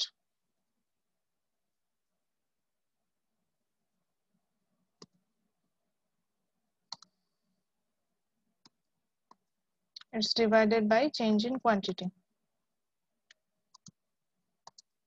তো এইভাবে বের করে নেই। তো চেঞ্জ ইন টোটাল কস্টটা বের করার জন্য আমাদের যেটা করতে হয় যে নিউ কস্টটা থেকে নিউ টোটাল কস্টটা থেকে ওল্ড টোটাল কস্টটাকে মাইনাস করি, চেঞ্জ ইন কোয়ান্টিটি বের করার জন্য নিউ কোয়ান্টিটি থেকে ওল্ড কোয়ান্টিটিটাকে মাইনাস করি। যেমন আমার এখন যতটুকু মনে পড়ছে আমি 100 ইউনিটস এর জন্য মার্জিনাল কস্টটা বের করে দেখিয়েছিলাম। সো 100 ইউনিটস এর জন্য যে টোটাল কস্টটা পাবো that will B my new total cost. ওটা থেকে প্রিভিয়াস যে অ্যামাউন্টটা দেওয়া আছে দ্যাট 0 ইউনিটের জন্য টোটাল কস্ট সেটা মাইনাস করলে আমরা হচ্ছে চেঞ্জ ইন টোটাল কস্ট পাবো। দেন চেঞ্জ ইন কোয়ান্টিটি বের করার জন্য সেম থিং, আমরা 100 ইউনিটের জন্য যে কোয়ান্টিটিটা ছিল হুইচ ইজ 100 সেটা থেকে প্রিভিয়াস কোয়ান্টিটি হুইচ ইজ 0 এটা মাইনাস করব। এখন আমি এখানে 100 করে ইন্টারভ্যাল নিয়েছি, অনেক ক্ষেত্রে আমি এখানে 50 করেও নিতে পারি, 10 করেও নিতে পারি, এটা আপনার ইনফরমেশনের উপর ডিপেন্ড করবে। ওভারঅল এটা শেষ, আমি হচ্ছে কি একটু ফার্স্ট শিখাবো, সেটা হচ্ছে যেহেতু ডিমান্ড সাপ্লাই নিয়ে আমরা যে কস্ট করে ফেলেছি আমাদের কিন্তু ডিমান্ড সাপ্লাই নিয়ে কিছু আইডিয়া লাগবে যে what is demand and supply, এই বিষয়গুলো নিয়ে আইডিয়া দরকার। তো এই কারণে সেম রেফারেন্স বুকের আমরা চ্যাপ্টার 4 এ চলে যাচ্ছি।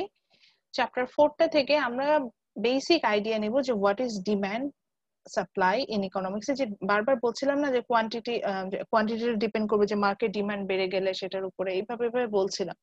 তো আসলে ওভারঅল মার্কেট কি, মার্কেট ডিমান্ড কি, এগুলোই সম্পর্কে আমরা হচ্ছে চ্যাপ্টার 5 থেকে জানবো। যতটুকু শেষ করবো এতটুকুই থাকবে, এর বেশি কিছু না, এবং শর্টকাটে শেষ করবো, মানে খুব অল্প কিছু বিষয় পড়াবো এখানে। তো আমরা এই চ্যাপ্টারে আসলে ডিমান্ড সাপ্লাই এবং ইকুইলিব্রিয়াম এটা নিয়ে আইডিয়া নেই। তো প্রথমে আমাদের আসলে বুঝতে হয় হচ্ছে কি মার্কেট, যেখানে ডিমান্ড সাপ্লাই অ্যারাইজেস হয় সেই সিচুয়েশনটা। সো মার্কেটটা বলছে হচ্ছে কি এটা অ্যাকচুয়ালি একটা situation, it's not a place. So where the buyer and seller, they will meet to each other, then they will exchange goods and services, and they will set the price of that product through the bargaining process. So বিষয়টা এরকম হয় যে আমরা যে কোনো একটা place হতে পারে, আমরা এটাকে কখনো প্লেস বলবো না, মাই মিস্টেক, এটা একটা সিচুয়েশন হতে পারে, যে কোনো একটা অবস্থান হতে পারে, সেটা ফেস টু ফেস ও সিচুয়েশন হতে পারে, ওভার ফোনও হতে পারে, অনলাইনও হতে পারে। তো এরকম একটা সিচুয়েশন আমরা ফেস করব যেখানে বায়ার যারা প্রোডাক্টটা কিনবে and the seller who will sell the product, তারা মিট করবে, একজন আরেকজনের সাথে দেখা হবে, দেন তারা গুডস এন্ড সার্ভিস এক্সচেঞ্জ করবে, মানে সেলারের কাছ থেকে বায়ারের কাছে যাবে, এরকম এক্সচেঞ্জ হবে। দেন এই যে এক্সচেঞ্জ করবো এটার জন্য তো প্রাইস সেট করতে হবে না, আমি প্রাইস সেট করা ছাড়া তো আর এক্সচেঞ্জটা করতে পারবো না। সো প্রাইসটা সেট করতে হবে, এই প্রাইসটা ওভারঅল দেখা যাবে যে প্রাইসটা ওভারঅল দেখা যাবে এবং সেখান থেকে আমরা এই প্রাইসটা সেট করে নিব। এইভাবে হচ্ছে গিয়ে আমরা ওই সিচুয়েশনটাকে মার্কেট বলবো। যেমন আপনার এই ডেফিনেশন ওয়াইজ আমার ক্লাসরুম কিন্তু একটা মার্কেট, এই যে আমি আপনাদের এখন ক্লাস নিয়েছি, it's a market, because here I am the seller and you are the buyer. আমি কি সেল করছি, আমি আমার যে সার্ভিস, আমি এখানে থেকে সার্ভিস দিচ্ছি, এবং এখান থেকে এই যে দেখেন আমরা মিট করেছি, দেখেন আমাদের কিন্তু এখানে কোনো ফেস টু ফেস মিট হয়নি, আমরা জাস্ট একটা ওভারঅল একটা প্ল্যাটফর্ম, অনলাইন প্ল্যাটফর্মে মিট করেছি, এবং এখানে কিন্তু গুডস এন্ড সার্ভিসের এক্সচেঞ্জ হচ্ছে। এখন আপনি বললেন যে ম্যাডাম আপনি প্রাইস সেট করার বিষয় বলেছেন এবং সেটা বলেছেন যে নরমালি বার্গেনিং প্রসেস হয়, এখানে আমাদের মধ্যে বার্গেনিং কোথায় হলো? দেখেন আমরা কিন্তু অলরেডি বার্গেনিং করে আসছি। কিভাবে? যে আপনি যখন আমার ক্লাস অ্যাটেন্ড করছেন তার আগে আপনি তো পেমেন্ট করে আসছেন, এবং আপনি কিন্তু নিজের কাছে আপনার সেই আন্ডারস্ট্যান্ডিং আছে যে এই পেমেন্টে আমি গ্রিন ইউনিভার্সিটি থেকে এমবিএ ক্লাসে অ্যাটেন্ড করতে ইন্টারেস্টেড। ঠিক একইভাবে আমিও কিন্তু একটা পেমেন্ট পাই ইউনিভার্সিটি থেকে, এবং আমার ক্ষেত্রে কিন্তু সেটা যে এই পেমেন্টে আমি গ্রিন ইউনিভার্সিটিতে এমবিএ ক্লাস নিতে ইন্টারেস্টেড। তো আমি যেমন ক্লাস নিতে ইন্টারেস্টেড, আপনি ক্লাস করতে ইন্টারেস্টেড, এবং আমাকে যে প্রাইস অফার করেছে আমিও সেটার সাথে ওকে, আপনাকে যে প্রাইস অফার করেছে আপনি এখানে প্রাইসটা প্রি ফিক্সড, আগে থেকে ফিক্সড করা ছিল। তো আমরা কিন্তু যখনই মার্কেটে পৌঁছাবো সেখানে কিন্তু প্রাইসটা কোনো না কোনো ভাবে সেট করবো, সেটা আগে থেকেও সেট করা হতে পারে অথবা ইনস্ট্যান্টলি সেট করাও কিন্তু হতে পারে। সো এরপরে চলে আসি মার্কেট। আমি এটা আফটার মিড আসলে আমরা মার্কেট নিয়ে বেশি অ্যানালাইসিস করবো। সো এখানে আমরা সেখানে দুই ধরনের মার্কেট পাবো। সো আমরা এখানে যেটা দেখবো যে মার্কেট অ্যাকচুয়ালি টু টাইপস, আমরা দুই ধরনের মার্কেট পাবো। একটা হচ্ছে গিয়ে পারফেক্ট কম্পিটিটিভ মার্কেট, আর মানে এখানে যে ধরনের মানে যে মার্কেটের উপর বেসিস করে আসলে আলোচনা করেছে, সো এখানে আমরা আসলে দুই ধরনের মার্কেট পাবো। One is perfect competitive market, another one is monopoly market. So perfect competitive মার্কেটটা নামই বলে দিচ্ছে পারফেক্ট কম্পিটিশন, যে মার্কেটে হচ্ছে কি বায়ার এবং সেলার মানে lots of buyer and seller will be there and they have very negotiable impact overall the market share and the market price। অর্থাৎ এত বেশি বায়ার এন্ড সেলার থাকবে যে আপনার ইম্প্যাক্টটা ওভারঅল মার্কেট শেয়ারে বা মার্কেট প্রাইসে খুবই মিনিমাল, আপনি থাকলেই কি না থাকলেই কি, বিষয়টা অনেকটা এরকম। সো এই কারণে আপনি কোনোভাবে মার্কেট প্রাইসটাতে ইনফ্লুয়েন্স ফেলতে পারবেন না। এই ধরনের মার্কেটকে আমরা সাধারণত কম্পিটিটিভ মার্কেট বলে থাকি। যেমন আমরা যে ডেইলি নেসেসারিজ এর যে আমাদের যে মার্কেট আমরা জানি, দ্যাটস পারফেক্ট কম্পিটিটিভ মার্কেট। যেমন ধরেন ডেইলি নেসেসারি, আমি যদি রাইস মার্কেট চিন্তা করি, বাংলাদেশের যদি চালের বাজারটা চিন্তা করি, দেখেন বাংলাদেশের চালের বাজারে অসংখ্য সেলার আছে, ঠিক একইভাবে অসংখ্য বায়ার আছে। তো আপনি যদি এরকম 10 জনও যদি পারচেজ না করি তাতেও কিন্তু এই মার্কেটে কোনো সমস্যা নাই। আবার যদি আমি আপনার মতো 10 জন যদি মার্কেটে সেল নাও করি তাতেও কিন্তু এই মার্কেটে সমস্যা নেই, কারণ আমাদের যদি আমি ওভারঅল বাংলাদেশের পুরো মার্কেটটা অ্যানালাইসিস করি সেখানে আমার বা আপনার ইম্প্যাক্টটা খুবই নেগোশিয়েবল, খুবই অল্প, মানে এতই অল্প যে সেটা হচ্ছে গিয়ে মানে এটা কোনো ইম্প্যাক্ট ফেলে না। সো পারফেক্ট কম্পিটিটিভ মার্কেট হচ্ছে এমন ধরনের market there are many buyers and many sellers and they have very negotiable impact on the market price and market share, এরকম একটা বিষয় আসে, সেটাকে আমরা বলছি হচ্ছে গিয়ে পারফেক্ট কম্পিটিটিভ মার্কেট। আরেকটা মার্কেট সম্পর্কে এখানে বলে সে which is monopoly market। Monopoly মার্কেটের কথা এরকম বলছে যে এই মার্কেটে যেটা হয় যে আপনার হচ্ছে গিয়ে আগের মার্কেটটা পারফেক্ট কম্পিটিটিভে বললাম না যে many buyer many seller, but in monopoly market mono means one এরকম বোঝায়। হ্যাঁ, সো বা খুব এক্সট্রিম একচেটিয়া বাজার এরকম কিছু। হ্যাঁ এই তো ঠিক বলেছেন, বাংলায় যেটাকে বলে। So monopoly market means there are only one seller but many buyer. এই ধরনের মার্কেট যখন অ্যারাইজ হবে সেটাকে আমরা বলবো যে মনোপলি মার্কেট। এবং এই মার্কেটে যেটা হবে যে সেলার, যেহেতু ওয়ান সেলার বললাম, one seller many buyer market, so এই ক্ষেত্রে যেটা হবে যে যিনি সেলার তার মার্কেটের উপরে একটা এক্সট্রিম একটা পাওয়ার থাকে এবং সে কিন্তু ওভারঅল মার্কেট প্রাইস বলেন, মার্কেট সে সবকিছু নিয়ে ডিসিশন নিতে পারে। এটা হচ্ছে মনোপলি মার্কেট হয়, অর্থাৎ one seller market is call monopoly market. আপনি বললেন এরকম মার্কেট ম্যাডাম এক্সিস্ট করে? হ্যাঁ এক্সিস্ট করে। এখনই আপনি একটা মনোপলি মার্কেটে বসে আছেন, সেটা হচ্ছে আমার ক্লাস। চিন্তা করেন আমার ক্লাসে আমি হচ্ছে একজন সেলার, কিন্তু আমার অনেক বায়ার আছে, ঠিক কিনা? এই যে 33 স্টুডেন্ট আছে, হ্যাঁ তারা হচ্ছেন গিয়ে সবাই আমার বায়ার, কিন্তু সেল একা করছে কি আমি। এখন আপনি বললেন যে না ম্যাডাম আপনি একা সেলার না, আরো তো টিচার আছে, ঠিক আছে ওকে ফাইন। আপনার মনে হলো যে হ্যাঁ আমি ম্যানেজার ইকোনমিক্স ক্লাস করব না, এখন আপনি যদি না করেন, এখন কি আর অন্য কোনো টিচার এই সেমিস্টার এই কোর্সটা নিচ্ছে না, কিন্তু দেখেন কোনো অপশন নাই। সো আপনাকে কিন্তু ঘুরে ফিরে এই কোর্স নিতে হলে এই সেকশনেই আসতে হবে। সো এই এক সেলারের কাছে আসেন, সেলার ভালো লাগুক বা না লাগুক সেই সেলারের কাছ থেকে প্রোডাক্ট পারচেজ করতে হবে। বিষয়টা আমাদের কাছে এমন হয়ে যায়। এবং মনোপলি মার্কেটে যেটা হয় যে এমন একটা প্রোডাক্ট সেল করে which doesn't have close substitute, অর্থাৎ এটার কোনো অল্টারনেটিভ থাকে না। সেই যে আমি এটাকে বললাম যে আপনাদের ম্যানেজার ইকোনমিক্স হচ্ছে কোর কোর্স, এই কোর্সটা কমপ্লিট করতেই হয়, সো এটার কোনো অল্টারনেটিভ নেই যে এই কোর্স স্কিপ করে আপনি চলে যাবেন। সো আপনাকে এই কোর্সটা কমপ্লিট করতেও হবে, আবার আর কোনো সেলারও নাই। সো এই যেই সেলার, সেই সেলারকে পছন্দ হোক বা না হোক, সেই সেলারের কাছ থেকে আপনাকে প্রোডাক্ট পারচেজ করতে হচ্ছে, এই হচ্ছে অসুবিধা, আমি সেটা বললাম। তো এখন আমি ওই যে বললাম না যে সেলার কি করে, তার এক্সট্রিম একটা পাওয়ার প্র্যাকটিস করে, মনোপলি পাওয়ার যেটা আছে সেটা সে এই মার্কেটে প্র্যাকটিস করে থাকে। এখন আপনি কি বলবেন যে ম্যাডাম আপনি কি করছেন? হ্যাঁ করছি, এই যে দেখেন আজকে ক্লাস নিলাম, ম্যাথ করাইলাম, করানোর পর বললাম এখন ব্রেকআউট রুমে যান, ব্রেকআউট রুমে যে কাজ করেন, আবার করে সেটা আমাকে সাবমিট করেন, আবার হচ্ছে গিয়ে একটা চ্যাপ্টার শেষ করে আরেকটা চ্যাপ্টার স্টার্ট করে ফেললাম, বিভিন্ন চ্যাপ্টারের জন্য বিভিন্ন রেফারেন্স দিচ্ছি, অনেকগুলো পিডিএফ দিচ্ছি, অনেকগুলো পাওয়ার পয়েন্ট স্লাইড, কি সব কি আমার ডিসিশনে চলছে না? হ্যাঁ আমি আপনাদের সাজেশন নিচ্ছি, কিন্তু ওভারঅল ডিসিশন মেকার এখানে কে? এই মনোপলিস্ট না, মানে যে মনোপলি মার্কেটে যিনি সেলার থাকে তার নাম হয় মনোপলিস্ট। তো এই আমি মনোপলিস্ট না এখানে? হ্যাঁ বলেন বলেন। জি ম্যাম, মনোপলি মার্কেটে হচ্ছে তিনি হচ্ছে অল ইন অল থাকবে আর কি। তো ওই যে অনলি যে সেলার থাকে সেই অনলি সেলারই কিন্তু ডিসাইড করছে। তো দেখেন আমি কিন্তু সব ডিসাইড করেছি, আমি বলে দিলাম যে আজকে রাত 12টার মধ্যে সাবমিট করতে হবে, আমি বলে দিলাম কালকে অ্যাসাইনমেন্ট দিব, এটা কাজ করতে হবে, আমি বলে দিচ্ছি ভাইবা কেমনে হবে। আপনার কিন্তু সে নাই, সে আছে সেটা হয়তো আমি মনোপলি শুনছি, কিন্তু আমি নিব কি নিব না এটা আমার উপর ডিপেন্ড করে। এবং আরো বিষয়টা হচ্ছে গিয়ে যে এই ক্ষেত্রে আপনি যতই বলেন না কেন আমার ডিসিশনটাই মেইন, মানে মনোপলিস্টের ডিসিশনটাই মেইন। কারণ ওই যে বললাম যে আমি জানি যে আমি ছাড়া আপনার অপশন নাই, ওই যে কোনো ক্লোজ সাবস্টিটিউট নাই। এখন আপনি বলেন ম্যাডাম এটা তো ক্লাসের ব্যাপারে, এটাতে এইরকম মনোপলি মার্কেট আরাইজ, যে রিয়েল লাইফে কোনো মনোপলি মার্কেট থাকে না।